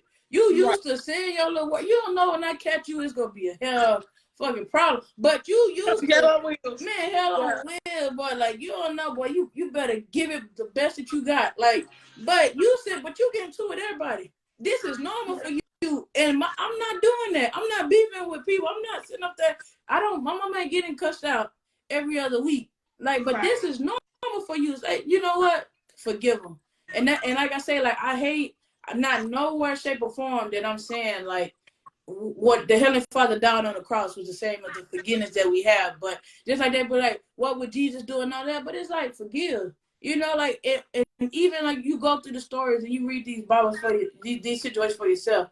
Even when it's a story in there where like they were coming to get him to execute him, and like he's sitting up there praying to God or whatever, and the people around him was asleep. And Jesus get mad like y'all sleep, y'all can't even be here and pray with me, do this and that. And so the people show up. The dude with the Judas that betrayed him, and like come out. They who was it? Peter or somebody cut the man ear off. Jesus put his ear back on. He be like, you know they coming to take you. It's forgiveness. I get it, but this has to be done. This has to be done the way that it has to be done. So I say it all the time, like, you know what? Forgive them. They don't know what they're doing. Forgive them. They don't know what's going on. Like, even somebody hurt you, you got women that still busting out windows and forget that dude. He don't get it and go on about your business. Right. Like, don't even do. When you gonna go to jail or be in jail or you mad, pissed off, or you cussing your boss out at work. Now you don't create a hostile environment. Now they done fired you. Forgive them. They don't know that you'll take it there, and forgive yourself wanted to take it there and just go on about your business. Right. Man, no. I think we had a good episode though. Yeah, I really did. I really liked this episode. Think we done been on long enough. You find you a sign off yet? I still haven't. Y'all gonna have to help me. I feel like y'all should help me in some way, shape, or form because I have not got the sign off. Oh, pick. You gotta come up with some. Pick it and let people vote on it. Okay, next week we're gonna have a vote. I'm gonna say some, and y'all gonna help me pick which sign off is the best for me. But you can leave with the sign off. You said what? You can leave with your sign off. Yeah. No, we'll leave with it. Where you got how you look. You got how you look spit on there. I keep saying we are going to have a better. Cause even when I was doing it by myself, I had got to like writing down my episodes in the book, the date that the episode happened, the topics I want to talk about, and then social, heartfelt, and informative things on the internet or shit on the internet for sure. I started like I came up with that segment. I started writing it down, but once again, the podcast is like rebranding itself because I have another person. So now it's kind of in the phase of I don't want to just have my ideas on the show. You know what I'm saying? Like the segment is not going nowhere. I know I said it's going to be back, but it's going to be back. It's coming. It's just now it's like when I was doing it by myself, I could be like, we talking about this. Anybody I come on with, be like, this is the topics we want to talk about. How do you feel about these topics? But this is what we're talking about. So now I have another person. It's like we got to bounce ideas off of each other. Just get a rhythm. But I do think Wednesday, I want to at least try to go live Monday, Wednesdays, and Fridays just to get the platform built up as far as people coming on and they getting used to us being on live. Right. But only drop audio episodes on Wednesdays. So that way, if we shooting 3 episodes out of a 7-day week and only posting 1, if we do have to miss an audio episode, which is supposed to drop on Wednesdays, then we don't have to be frantic to shoot an episode. We have episodes in line to be shot. So, to be uploaded and put out there. So, most definitely, think it was a good episode. I hope y'all enjoyed. Y'all better write them tips down. All right. No, really. Y'all gotta go back. I'm gonna go when I chop up the video. I'm gonna go back and listen to it. Then I'm gonna put the tips in the description. So it'll be in there because people be listening to it and they'll be like, I wanted to even never get. It'll be in the description. Now I gotta go back and listen to the episode and get the tips down so we can write them in there. I'm gonna go back and listen to so I can make sure to remember when you said the tips because you said them in order. I just don't remember the third one. I don't remember what you were saying was the fourth one. If you don't come up with it before, because at a point in time when I did my shows, I would just talk it out. I would have a whole episode in the car by myself, and I would know what to say. What's something that is too sensitive that I might choke up on or don't need to talk about, something like that, or something that'll cause me to ramble too much, and I'll take it out. But I would do the episodes by myself. So I would record myself, I listen to it, but each episode that I shot will still be something different because it's a little flair.